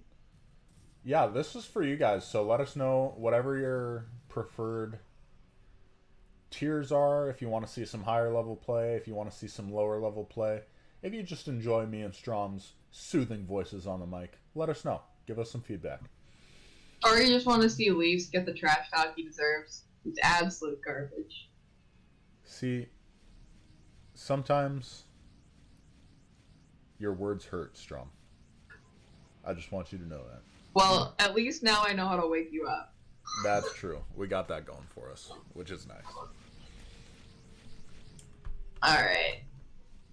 Is AgGe gonna get this first Overlord here? It's not a big deal losing the first Overlord, but if you keep losing Overlords, it's not really what we want to see. We do see AgGe throwing down 3 more cannons. I'm not really sure what he saw that makes him feel the need to throw down more cannons, because I think there's still only like 4 lanes on the map. But Yeah, agreed. And I guess maybe he was worried about a Hydra bus since he didn't really get any scouting. Um, oh, what he might be doing is you can throw down cannons as your Corsair leaves your base, and then you can cancel them if it's not a Hydra bust. Oh, okay. He did leave out of kind of like the top left though. He does lose his second Corsair, and he does scout that there's mutas out on the map, so I think he's going to lose this Corsair as well. Oh, so we'll see what kind of response. Probably cannons, but there's no cannons. This could be another quick one. Muta's pretty good, turns out. Mutas are a good unit, man. I don't know why people don't make them more often. And he is going to check the natural first. Is going to take out this one Corsair, I think. Getting a ton of probes. Would you just be spamming cannons right now? Like, should he be spamming cannons at his natural?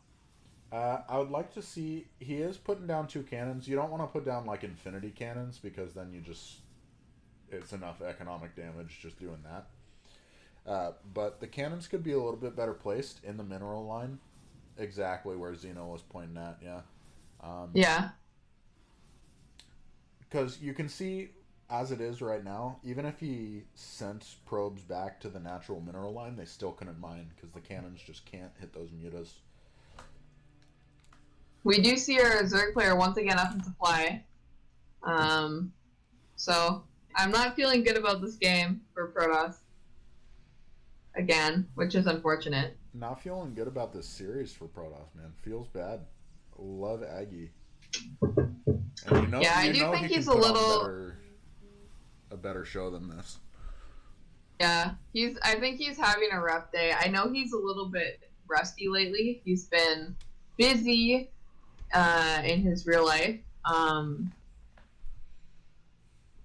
I just thought that these games would look closer, is all I can say. Yeah, remember guys, if you want anyone to blame for the quality of these matchups, it is definitely Strom. So make sure to DM her your disappointment. Wow. But rude. You've been roasting me all day, man. This is only fair. This is only fair. But... Doesn't make it not rude. George in what is become standard for this matchup. I think 5 mutas can beat 3 Corsairs if they're spread out like that, but I don't know. I'm not smart. He's getting +1 carapace for his mutas or not, if he has that. No +1 carapace yet, as you know, showing us there. But he might be, I'm not sure if he's getting that or not. Sometimes Zerg, when they're going to go heavy mutas, tends to do that. Helps out. We did see the DT kind of sneak out and get some free kills on those lanes. And AgGe just going to try and get this Overlord. She will succeed at. Let's see if he can shut down this 4th base mining or if George notices in time. Yeah. I believe it would be nice to see a DT with just... Yeah. I would love to see this DT just, like, get all the drones on one base, and then maybe Protoss can get back in the game. I think he might be building... Oh, sunk? Okay, let's see when he notices. Do you see that DT just miss? Did it just miss? That's absurd. Overlord. Geyser. Right. He does get about, I think, 6 drones with that DT. and all 3 of the drones that were on gas. Oh And I my don't even know gosh. if George noticed that, so I don't know if he's going to remember to start mining gas again. George getting So many more probe probes. kills. 7 kill Mutalisk. That's not ideal. Yeah, Protoss super low on workers and low on supply as well. Yeah, I mean, if you had shown someone that hasn't played StarCraft before this series, I feel like they would think that Zerg is supposed to be higher supply than Protoss because George has just been killing it with the macro and the harass to bring himself ahead. Yeah, man, I had something to say, but I forgot what it was. Oh, I was gonna say he's doing Strong. a really good job of droning. He's doing, and this is I'm sure something that he's practiced a lot, but he's very good at knowing when to make drones and when to make units, and that's really what Zerg is all about. But you really see like he's really choosing good times to drone because he's not getting punished for droning. Right. Yeah. He always has units when Protoss moves out, but he's still finding time to build drones, so he's not broke. He has supply block right now, though. Supply blocks. Shaking my head. Uh, 2 Archons. That's funny. Usually you don't see Archons this early in the game. You would rather have those storms, Mutas. but he does have. Oh, Mutas. That's true. I Mutas. am, Yeah. dude. This best of 9. It's taking its toll, man. But Lurker's pretty good against Archons, so looks like this army is gonna go down, or at least be forced to retreat behind the wall. Yeah, yeah. Just because he made those Archons, he doesn't have very many storms. I think maybe he made a little mistake there and he should have only made 1 Archon. Mm-hmm. Um, and kept the Templar for Storm because I don't think he has observers out yet, so he can't get out of this contain. I feel like even with Oh, never mind. This observatory is done. I'm done. Thanks, Zeno. Xeno, you're saving us. You're saving us. Um, I just feel like with 3 Corsairs, maybe you go up to 5 Corsairs, but I don't think you need Archons as well, you know? Archons are like Yeah. if you skipped Stargate. Oh, these. I feel like Archons are such a good. Like, could he have done that? Oh, that was a good storm. Could he have done that like at the beginning instead of adding cannons? Like, can you use an Archon to defend against 2x Muta, or is your tech just not fast enough? I want to say your tech's not fast enough because it takes 2 buildings to get to. It takes 2 buildings to get to High Templars, and then Templars take forever to build, and then you have to morph 2 Templars into an Archon. So I'm assuming it's just not fast enough. Okay, I see. Yeah, that makes sense. I'm not really too. All right, first observer goes down. That's rough. Probably rallied to that point, but this is quite the contain. Yeah, he could lose every single one of these Hydralisks and still have an insane contain. Yeah, well, he's on 4 base right now, and he's got like almost a 50 supply bleed on Protoss. Yeah, he's just gonna A move and take. Are we going to AgGe see out. the lurker walk? The lurker walk? Where you unburrow all the lurkers and just walk them in? It's the lurker walk. I want to see the lurker walk. Where's the lurker walk? Big macro game. Alright. A map, big macro game. This isn't really the big macro map, though. It's a 2-player map. But, man. For George. Nice pick off on that High Templar. Just playing on Protoss right now. Did manage to get a 3rd base. This time around. So that is nice that Protoss managed to get a 3rd base, but he can't get units to and from his 3rd base. And I think he's about to just lose it to Hydra's because Hydra's pretty good against cannons. Hydra's pretty good against cannons, but low ground Hydras versus cannons, they might. No, never mind. There's just so Even if many you can't units. take it out. Alright, AgGe. GG is called. Not even the smiley face from AgGe. That's how you know he's struggling. Every time I've ever played AgGe, hits me with the GG smiley face, but he's got to be feeling a little defeated right now. It's a lot of maps. It is a lot of maps.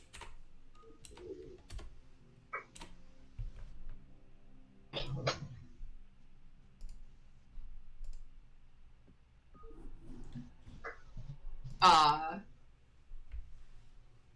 they're not at all trash talking. I don't think these two players know they're trash talking. Yeah, they're both very, very polite. Very nice guys. Very nice genuinely. guys, yeah.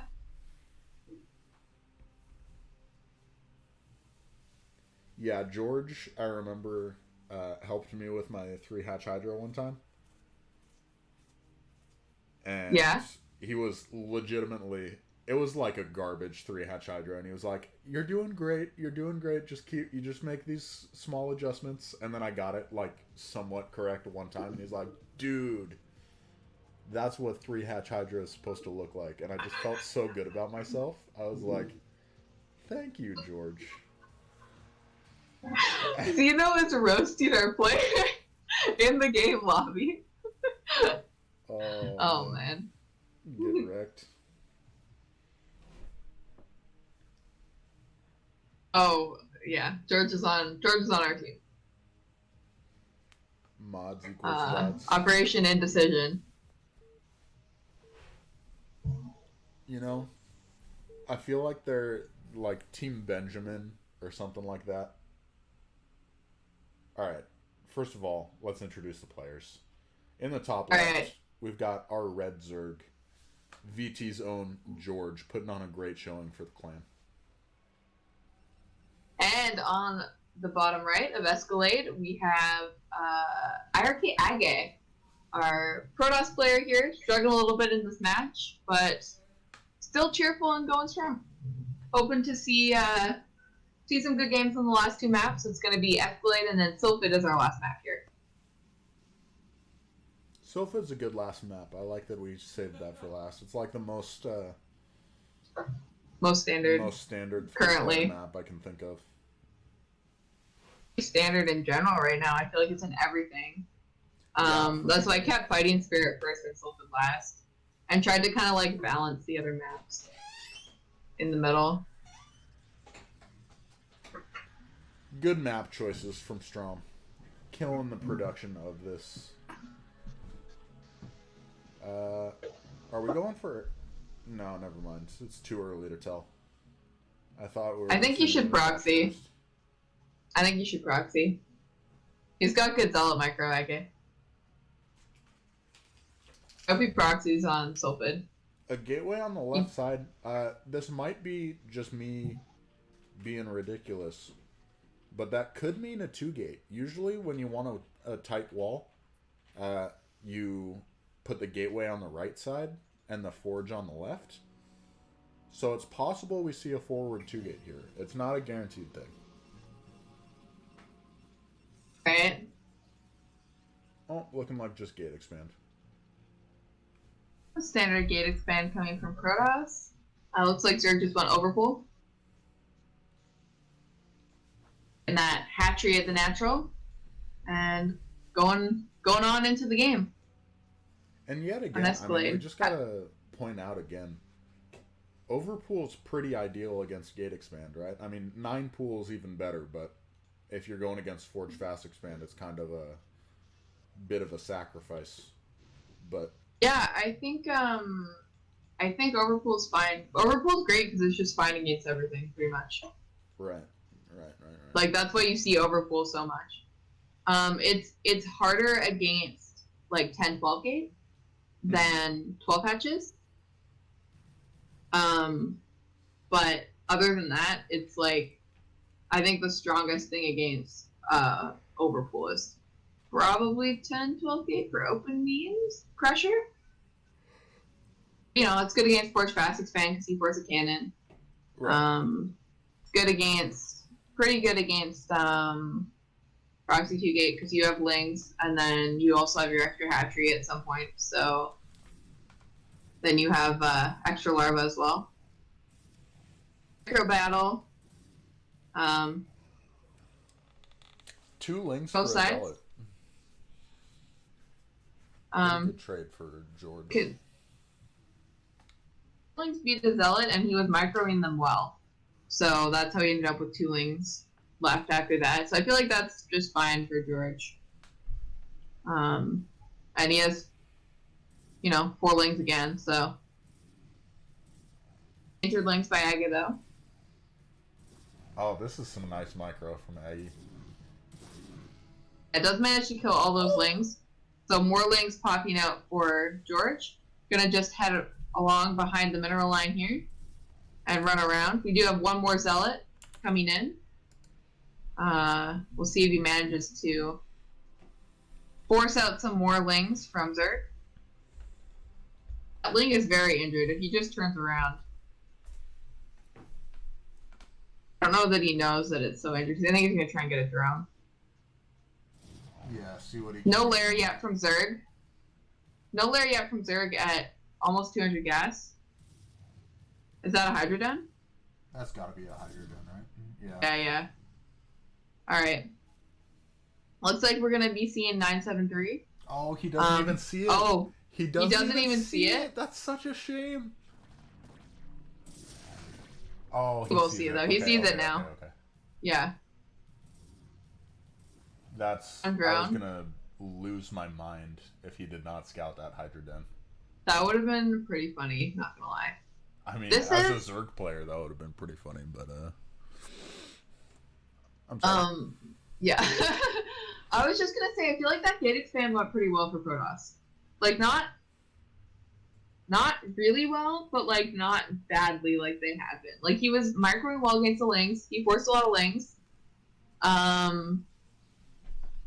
And he did scout the Hydrodon, so hopefully he clicked on that and knows what it is. Knows that it's 3-edge Hydra. He is sending 3 more zealots across the map, and the more drones / lings he gets or is forced to build now,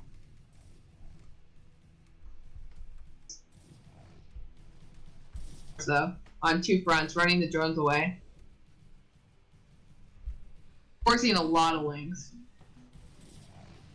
But do you feel like this is worth it for Protoss, losing the zealots? It's hard to say because I am not good, but I think personally it's worth it. Especially if you go into, like, obviously if you were trying to hit some kind of +1 speed zealot timing, you want to keep all your zealots alive pretty much no matter what. But that's why I think actually going into fast DTs to contain and get map control is better. Because then you can sacrifice your zealots like this. To pick off another drone. To pick off drones, force lings, and you still get some kind of harass. The big thing with this matchup, folks, for those of you that are relatively new to the game, if you just let Zerg do what they want, they will run you over. Like, you have to harass Zerg and force them to build lings. If you just let them drone up all game and they're never scared, they're going to be in a great spot. Yeah, drones are like, that's how you get power as a Zerg player. But we do see George going straight into lair, so he's not planning on doing a bust with this Hydrodon. Probably just going to try and go into a bit of a macro game. I'm not sure if he has another plan. I don't know. I mean, for Protoss, I'm feeling optimistic. Yeah, this could be, he's up a decent amount of supply. Was able to skip the Stargate because he scouted that Hydrodon. Let's go AgGe. Let's see what happens. I'm excited. I'd like to see a win for Protoss here. Escalade's a pretty funky map. In some ways.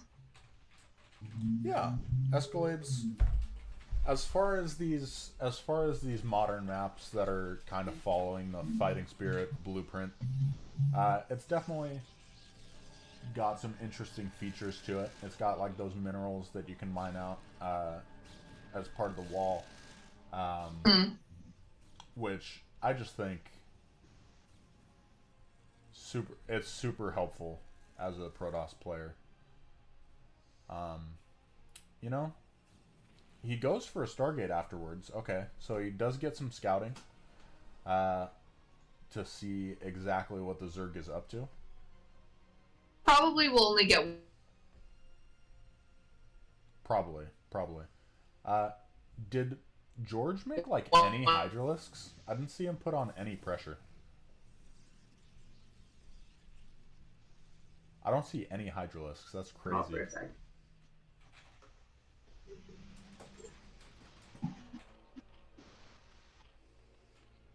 Yeah, my internet did a thing. It's okay, we're back now. From Georgia's third base, just to keep tight lockdown from that zealot pressure.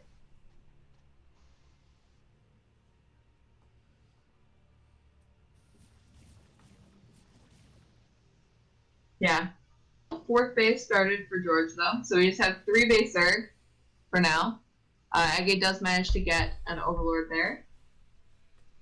And he's spending his money. Yeah, And he's going taking a for a third. Feels pretty okay. quick third base.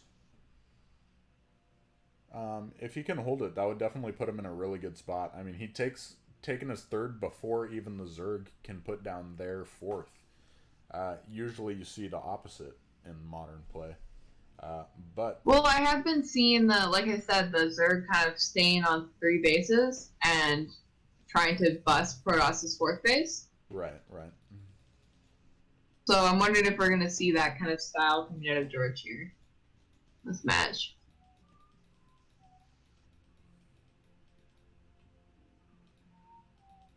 We got one See the Zergling running around being annoying, trying to scout out everything. I don't think Just he's taking a aware look of this around. third base, right? No, he hasn't scouted it yet. Ling tried to get in, but a Zealot stopped it. I'm worried that these Zealots are just going to get trapped, though, by these Hydras. Yeah, that's a lot of Hydras to try and fight with 6 Zealots. They're pretty toast. Oh, he does have a DT, though. It would have been super nice if he could get the DT on the ramp and just block the ramp completely. That's so fun to do. The DT just kind of glitching out, though, not doing very much damage. Just not getting a lot of shots off. I'm not really sure you're supposed to micro that. That seems hard when all the Hydras are moving around. Yeah, So, not ideal for Protoss. Yeah, probably not ideal for Protoss losing 6 Zealots for free. But he did confirm that there was no fourth base.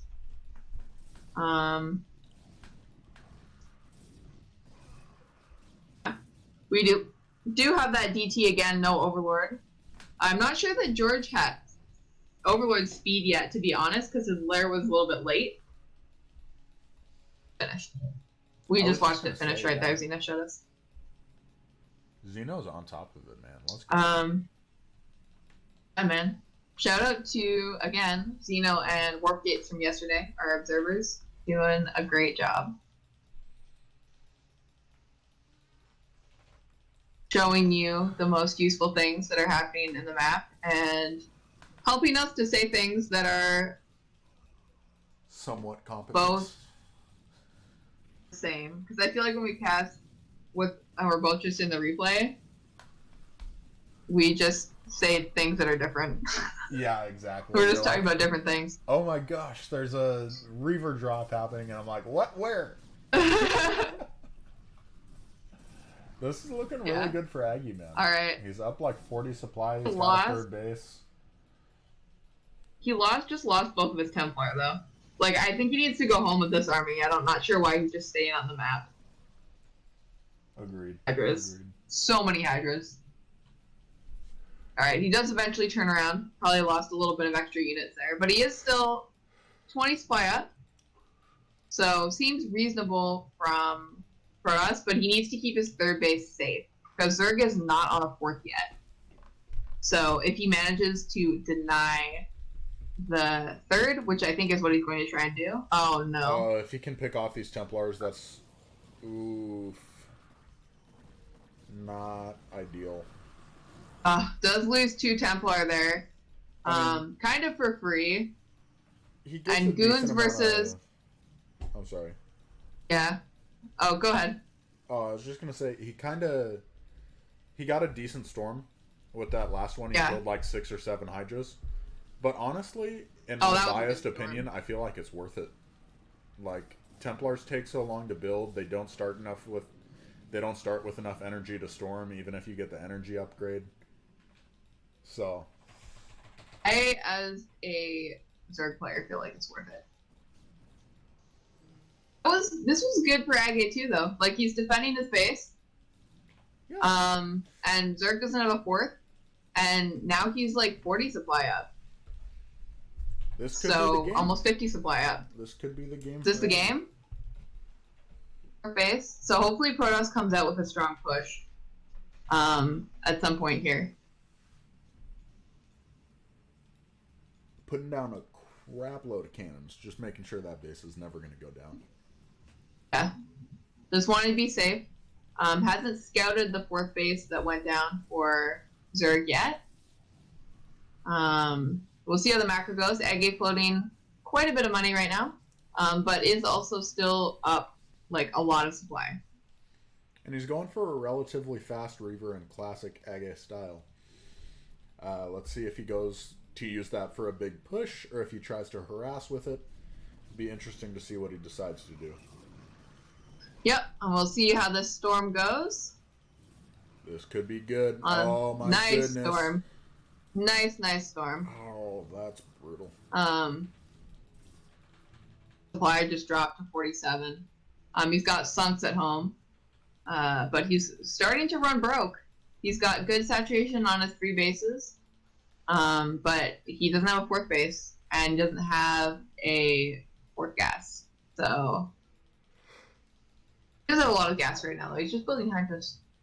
But he's running dry on minerals. So looks like he's gonna start setting up some lurkers, so hopefully the observatory is done. And we'll see what Protoss chooses to do about this. Looks like some Reaver drops for now. Looks like it. And AgGe And a keeping 4th. up on bases. He's throwing down a 4th base at a similar timing to George. So this is just looking better and better, man. This every second that passes, there's a little bit more hope for the Protoss race in my tiny brain. Let's see how this Reaver harass goes, though. Oh. Alright, it's going to lose 2 Overlords to these cannons. And is now supply blocked. Oh, killing a lot of drones with these Reavers. Drones. GG GG is called. Taps out. Alright. The comeback.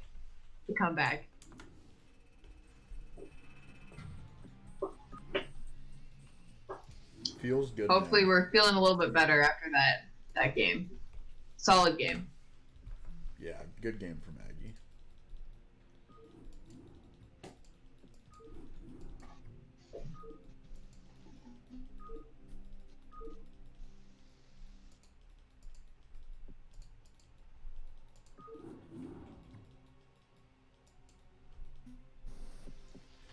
Or this best of 9 is going to be Sylphid, like we were talking about previously. Yeah. It's like the modern standard. 3-player map. Pretty good. Pretty good, man. Big macro map. It's been real. It's been fun.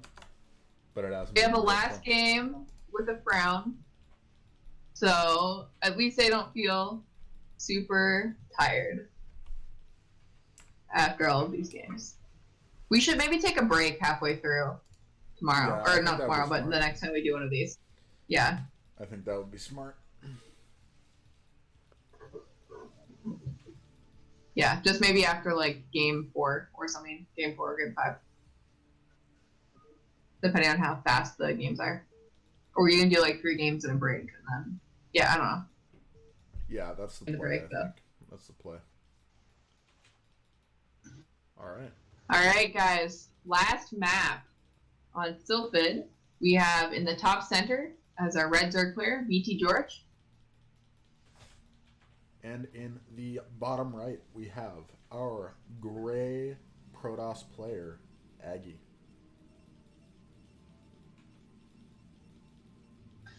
All right.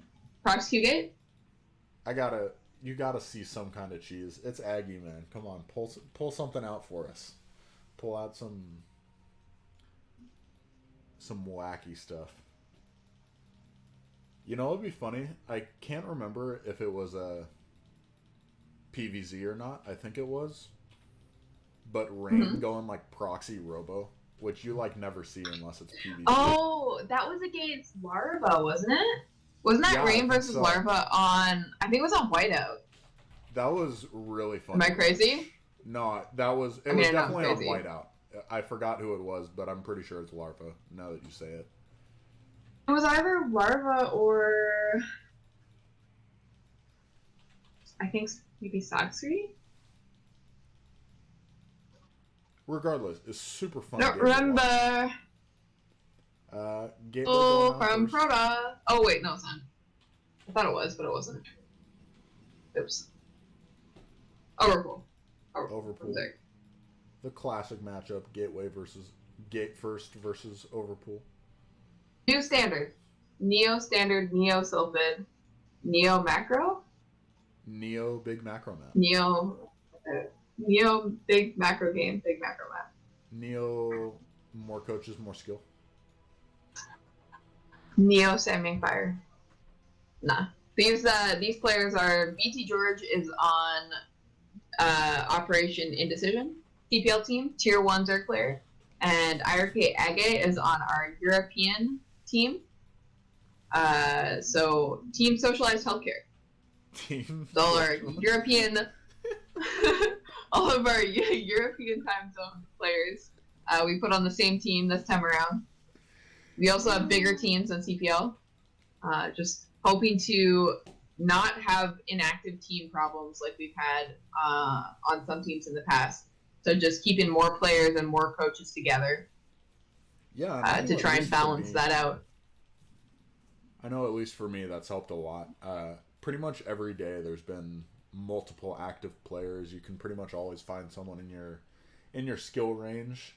Or if you decide to punch up a weight class, see how you can do against them. Also extremely helpful. Yeah, or help some lower tier players. Your tier 1 and tier 0. We did see the probe go down immediately. So not feeling too good about that. No, not ideal. Yeah.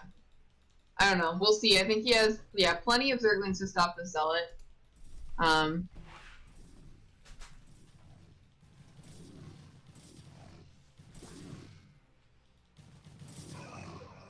Just trying to delay it. We did see he went Nexus before Forge. Yeah, that's in trouble. Okay. I feel like if you lose your Zealot, you might want to just go Forge without anything. Is Zerg so ready? Or is that... I feel like ideally you just have your probe and that way you can fight 4 lings with a Zealot and a probe. But either way, yeah, it's hard for Zerg to counterattack because they don't really know if you're hiding a Zealot anywhere. They don't know. Oh, true. If you're if you run across the map and then you lose every single drone because there was one single Zealot that was hiding, that's totally not worth it. So, especially as you get higher and higher levels, you pretty much always want to go Nexus before Forge. Makes sense. We did see... I did notice, with AgGe, we've seen Gate expand a bunch of times. He doesn't seem to fight with his probe, with the Zealot.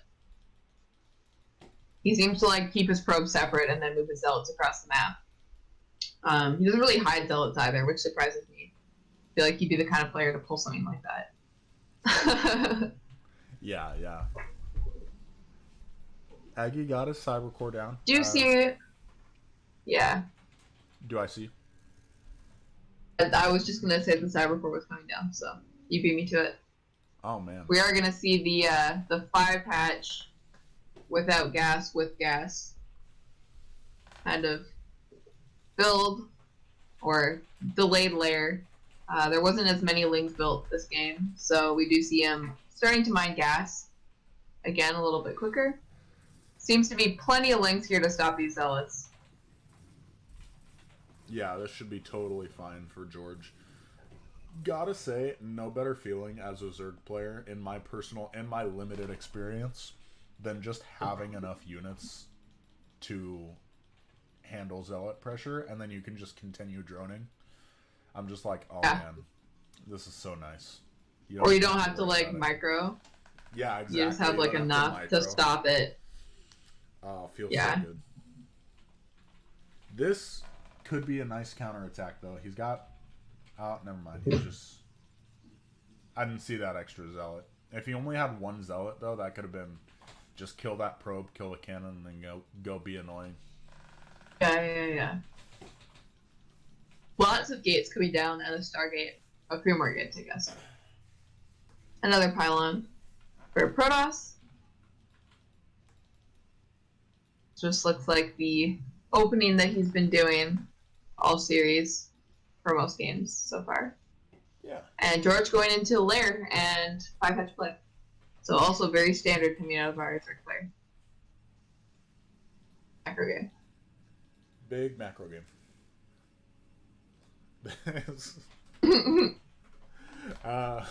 We got with this delayed lair, I'm assuming you get Hydralisks to deal with the Corsairs. Do you usually lose one or two Overlords, or is it pretty much you end up okay? Oh, he's going. It depends. You will. You have to get it eventually. You will get. It depends on the Overlords if they find your Overlords around the map. So he has like 2 Overlords, one that was in the main, and then one kind of by the natural, if you see on the mini map. Yeah. So you can lose those Overlords because they're not defended by Hydras. Other than that, like, you're not supposed to lose Hydras or lose Overlords that you have in your bases. Right. That's not supposed to happen. Makes sense. So bad. At finding when Zerg is out of position with their Hydras to get Overlords, but we'll see if he's able to get his Corsair count up to that like 5+1 Corsair kind of critical mass, where he can really start killing Overlords quickly and ignoring Hydras a little bit more to catch even the slightest bit of out of position. Words are hard. Words are indeed very hard.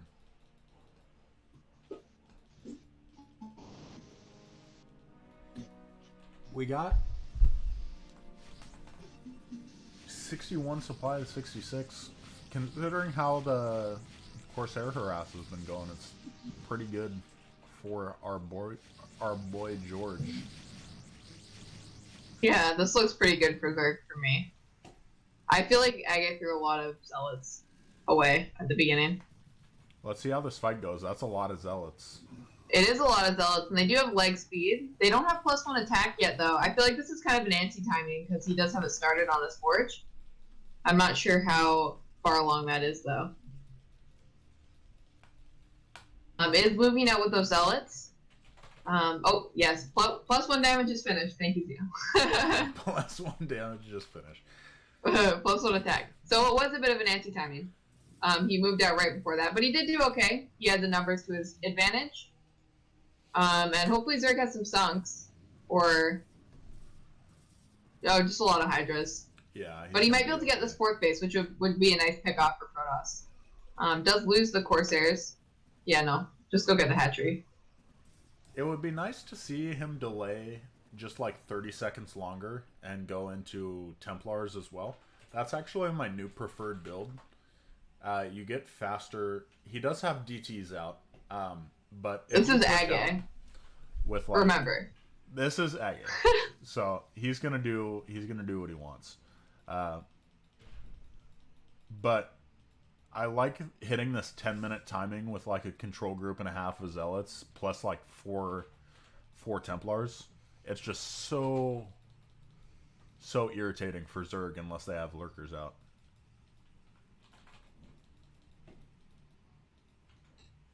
We do see AgGe going to try and take a third base behind this. George just sending a couple Hydras down to kind of check on how things are going. AgGe doing... Holy DT Batman. We have great player commentary on these matches. Yeah, both AgGe and George really nice guys, so good to see they're enjoying their show match as much as we are. Hoping that AgGe can take this last game. That would make it 6-3 as a final score instead of 7-2, which I always feel is nicer. The more even it is, the better. 6-3 seems like a... It's like, you know what? We did okay picking the matches. Strom did okay picking the matches. I'm not taking responsibility. He's going for Archons again. That's funny. Yeah, no. It's not turning your phone volume off, so I could wake you up. Okay. Rude. But also, going back to the game. We got... he's got... Like I was saying, he's got 2 Archons even with no threat of Mutalisk. So, I guess he just likes his Archons. Yeah, I'm not really sure what the deal is with that. AgGe just kind of plays his own style. Yeah. It tends to throw people off a little bit, I think. But George, obviously, I think it sounded like when they were talking that they used to play practice games together. So maybe that's why it seems like George has his numbers so thoroughly in a lot of these games. Yeah. Yeah, he's played with him enough, it sounds like, that he does not get thrown off by some of the... What's the word? It starts with an E. Eccentricities. Is that right? I don't know. Yeah, eccentricities is the word. Oh, sick. Good job. Okay, I killed it. The eccentricities of AgGe. Second thing you've done right today. The second thing, yeah. Killing it. You're doing good. Oh, what a time to be alive. What a Least time is to be doing things alive. right, guys. How... Get out of here. How is this happening? I'm just the greatest. This is... Look at these lurkers. Xena's showing us these lurkers. More than a control group of lurkers. How many... That's absurd. So many lurkers. Is this hot? The more lurkers you get, the more drones you can make. And as we all know, droning up is the most important part of playing Zerg. Most overpowered thing in the game. The potential to make units is way better than actually making units. Sugarby.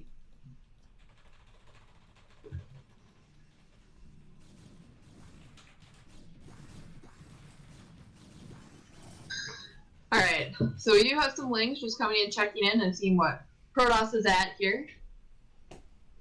We're gonna go ahead and retreat there. There's quite the death ball sitting outside of AgGe's natural there. Couple of Archons, I think about 4 Templar I saw, and Protoss gonna try and take a 4th here. We do see George scouting it right away, so that's good. We'll see if he was able to deny this 4th. I feel like once you get to 4 bases as Protoss, that's when the game really starts to get rough for Zerg until they get to like Hive 6. Check. Yeah. Once you get to Hive Check, it's kind of okay. Yeah. Any kind of like 2-0 push for Protoss can be super strong. Yeah, definitely.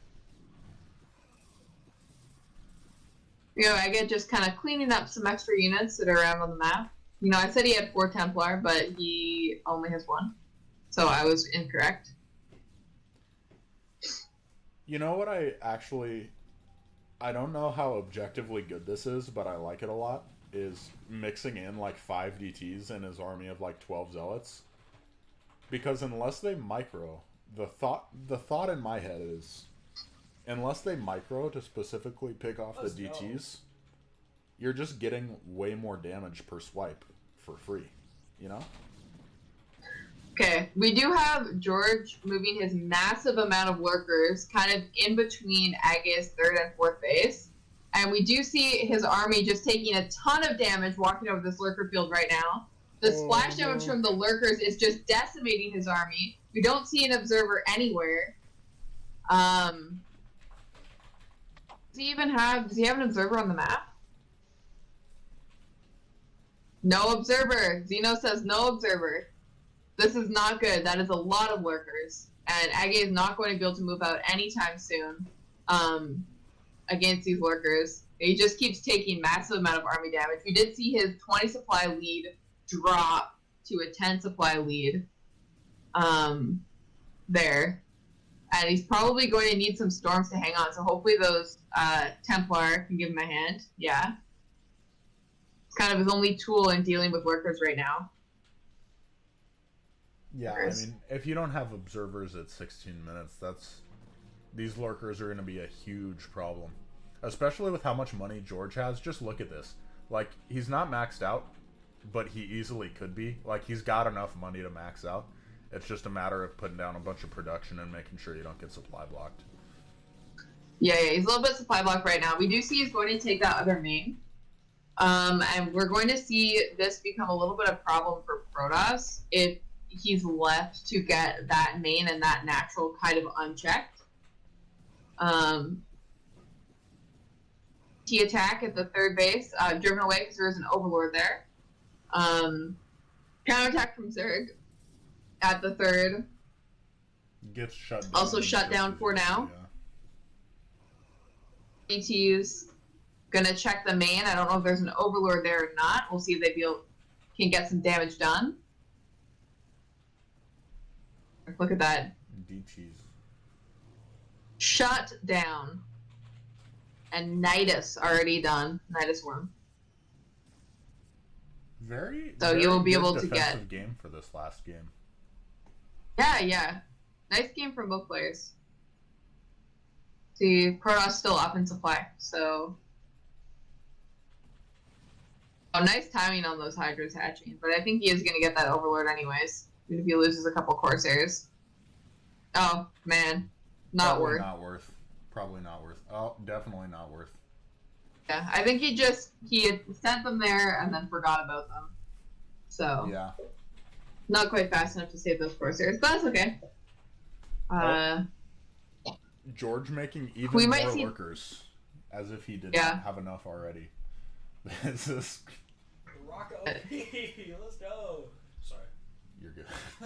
Keep forgetting. Little brother in the background playing some League of Legends. Don't worry about it, folks. We're good. There, I was like, who? What? The Rock OP. Lurkers are now called The Rock. It's the, what did I say? The lurker walk. Lurker walk. Oh, the Lurker Walk, yeah. Yeah, you pick up all your lurkers and you just walk, and you go. You just go. And Protoss, then it is Protoss's problem. It's the lurker walk. Get wrecked, Protoss. Alright, we do finally have an observer on the map. Xeno showing us, zooming in on that observer for us. The observer showcased by the observer. Always a good moment. Good moment. Good moment.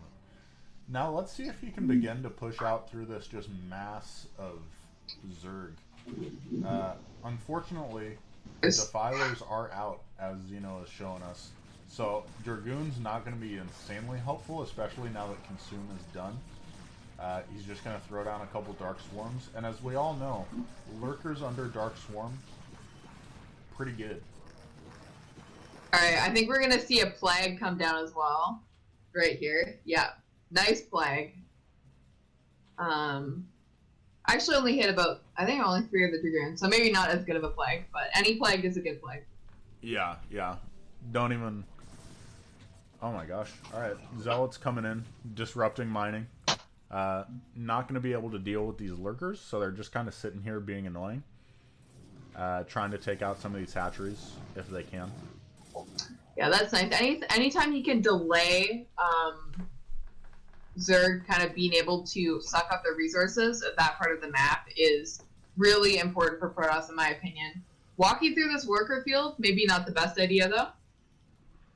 Not great. Not great. Picking off a Templar real quick. Let's see how well he does taking out this opposite main. He's got a No decent-sized observer. force there. But no observer. If you can land 2... Oh, man. Gets up their base. But, you know, minerals are gone. Yeah, And AgGe is a huge base, so... AgGe it's kind of dried up at this point. He just needs to take another base right now. He's mined out at 3 of his bases. And really, no matter what happens, you can't fight Hive Zerg off one mining base unless they're on one mining base as well. And even still, like, Defilers... Yeah. Defiler's pretty cost I'm just seeing a lot of Zealots. Yeah. And I just feel like there's not enough Templar for AgGe. I feel like he doesn't have enough Storm to deal with this. I'm seeing like 1 or 2 Templars, never like 4 Templar. I feel like 4 Templar is a good number with an army. And no Archon still, which is what you want to get Storm and Cracklings. Yeah, agreed. Ideally, what you want is to save your Templars that you've used from Storm earlier on and just slowly build up an Archon force so that when you get into the late game, you have like 5 or 6. Oh, Dark Swarm going into the 4th base. Can he take this out? Cannon's not doing anything. Dragoon not doing anything. Storm, however, pretty strong. Looks like he's able to... AgGe is maxed, but he doesn't have Reavers. What's that? No Reaver? Oh, there's a Reaver. Zeno said, get wrecked strong. But... Prove me wrong left and right here. It happens. Welcome to my world. Welcome to my world. I just think this... Should cast with Zeno. Honestly, Zeno knows what's up. Looks like another... Dark Swarm gonna come down pretty quick here. Plague, Dark Swarm. Oh yeah, Dark Swarm. And this should pretty much be it. Like, yeah, I was gonna say I don't want to call loses this base, it's over. Nice maxed army from Protoss, or almost maxed anyways. But Zerg very close to mean max as well, and sitting on 1, 2, 3, 4, 5, 6. Well, 6 bases, and the 7th just finished. So that is a lot of bases for Zerg. I hear it's good. I hear 7 base Zerg at 160 supply is pretty good. Yeah, I don't know about that. I don't know if... Just a rumor, though. Just a rumor. Just a rumor. Just a rumor. I hear invincible units pretty good. If you just make Dark Swarm and then none of your units take damage, that's pretty good as well. Oh, man. Yeah, I think this is game. Yeah. Big storms, but not going to be enough. George. Yeah, losing that Nexus. Yeah, exactly. He does take huge another bank Nexus, too, but doesn't have the gas. He has a decent amount of gas banked up. Let's see if the little bit of minerals that he's able to get from this other 4th that he's taken is enough to retake another gas base. But even if this game continues to go on, we're starting to see the map split favor George, which is one of the things that's really difficult for Protoss on a 3-player map. Is you can't split it 50-50 like you can on something like Fighting Spirit. If it goes into the ultra late game, starts to look pretty good for Zerg. Alright, so we're going to go ahead and take this gas base as well. So George just kind of laying his claim on all the resources that are left on the map.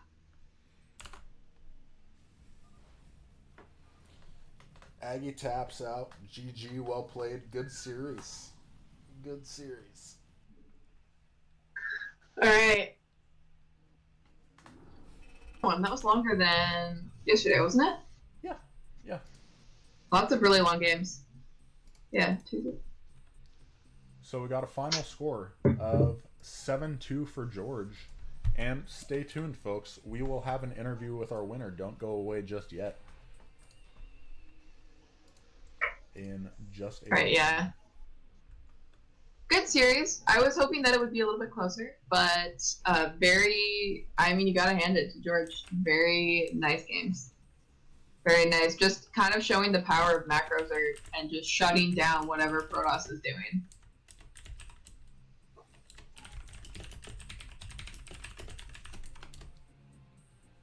All right, we're just gonna get George in the call in a sec here and ask him some questions about his preparation.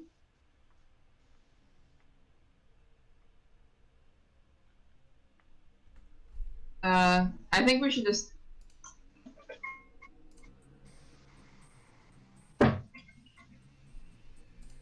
Think we should just Be the winner. Okay, that's fair.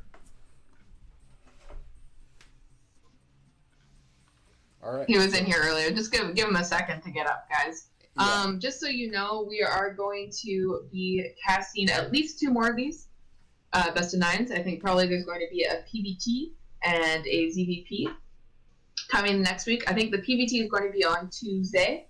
I think I can announce. I'm not sure exactly the time because we just switched Europe time zones this weekend, but that one is going to be Thrive against Snipe. So Thrive versus Snipe, best of 9. These maps coming at you on Tuesday at give or take 20 CET. So don't quote me exactly on that time yet, but we will have that announcement out in the next little bit so that you can tune in at the right time. And then there's going to be a PVZ later on that week. And if you have other matchups that you would like to see, players that you would like to see playing best of 9s in this style, please shoot me a message and let me know. Or if you would like to play a best of 9, I can try and find you an opponent. Apparently I'm not great at it, but I can try. We got All right, George. I think we have George in here. Yeah, we got George in here now. All right, hey man, congratulations on your win. Very nice series. Okay, maybe we don't have George. Technical difficulties. It happens. It happens, no worries. Hey, Derek. Hello? Oh, there he is. George is here. Oh, I hear him. He's a little quiet though. Yeah, I'll turn up his user volume. Can you hear me now? Yeah. Yes, much better. All Oh, right. it was so long. AgGe put up a good fight. Yeah. Great series. Some really nice games. Really showcasing macros. How are you feeling? Feeling good. It felt pretty good. His 1-gate pressure is pretty good. His micro and those zealots, man. I think in one of the games he killed like 6 zealots or 6 zerglings with 1 zealot. And I was like, oh my gosh. Yeah, we were definitely noticing that you guys were kind of going toe to toe with Ling Zealot Micro. You pulling back the injured Lings and AgGe just really able to target them as soon as you brought them back. Was very impressive on both sides. How did you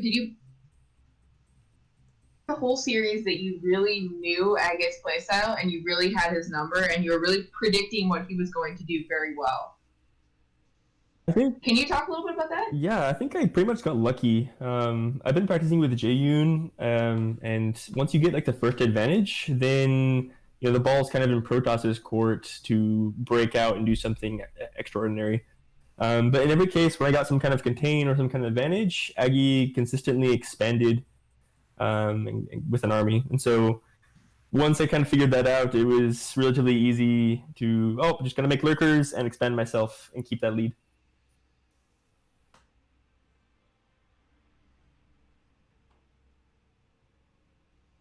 All right. We also noticed you actually went for 9 full no gas a couple games, and you also went into 2 hatch muta a couple games. Can you talk a little bit about those builds? Like, did you prepare those in advance, or were you just kind of reacting to what you were seeing in the series as it went on? Definitely a reaction. Is AgGe on the line? Oh, he's not. It's just you. I was gonna ask him how he liked the 9 pools. Yeah, it was definitely a reaction. Because I saw, if you have, I think the thing is if you can make the Protoss scared early on when they're going one gate, then they're a lot more defensive. And the 9 pool the first time was a trick to get that. And then I think the 2 hatch, that was also a reaction. I've seen Soma, whenever he faces this really strong pressure, he'll just go up to 2 hatch muta and then use the pressure he's putting on the Protoss as natural with his mutas to get a third base. And I think that was a build that AgGe should practice against. Yeah, it seemed really strong in both cases where you used it. The other build that I found really interesting was the one you pulled out on match point. And we were kind of talking about the cast. You weren't sure if it was something that you had prepared specifically for match point, or if it was like, oh, I saw he didn't go Corsair, because I know you scouted it with your Overlord, but I didn't know if there was enough time for you to actually make that into a reaction. Oh, that was definitely planned. I skipped Spire, went for drops. It's just the main is so big, you have to take advantage of it, you know? Okay, that makes sense, because I always feel like those, like especially match point and Overwatch, are a little bit harder CVP. So it was interesting to see that you really prepared a build for match point. Yep, we gotta knock them out. Don't let Protoss get any advantage. Are you talking? No, I'm Yeah, not. can you I hear was me? letting you. Oh. I can hear you guys both. I just think you're a better interviewer than I am. So I was like, all right, let's let the pros do what they want to do. Hey, you guys, this is great. Great best of 9 series. Really fun. Yeah, we really appreciate that you're willing to play such a long series. Really enjoyed your games. It definitely felt like you prepared very well for it. You were saying that Jaeyoon helped you prepare? Yeah. Jaeyoon has some practice sessions where he, most recently, he did Forge Fast Expand 5 times, but did a different follow-up build every time. So it gives you a lot of practice against different Protoss. All right. Were you practicing with anyone else that you'd like to give a shout out to? We got Chill in the chat, Armada. We got a few people from Team Indecision. All right. Well, it was really great having you in this series, and thank you so much for playing, and congrats on the win. Thanks for hosting. Thanks, AgGe. Good job, George. All right. All right. I just want to do one more shout out to our observer for the series, Zeno Akup. Yeah, thanks so much for observing. I think you did a fabulous job. And hopefully the stream was a little bit less laggy this time, guys. Agreed. I think it was a little bit less laggy this time. It didn't seem like there was many issues with the screen share, which is awesome. That is going to be it for us, folks. Again, if you have any feedback, please talk to us about it. If you have any players that would be interested in playing a series, shoot us a message. We would be happy to. We'll see you next Tuesday for our PVT between Snipe and Drive. All right, we'll see you next time. All right. Thanks for tuning in.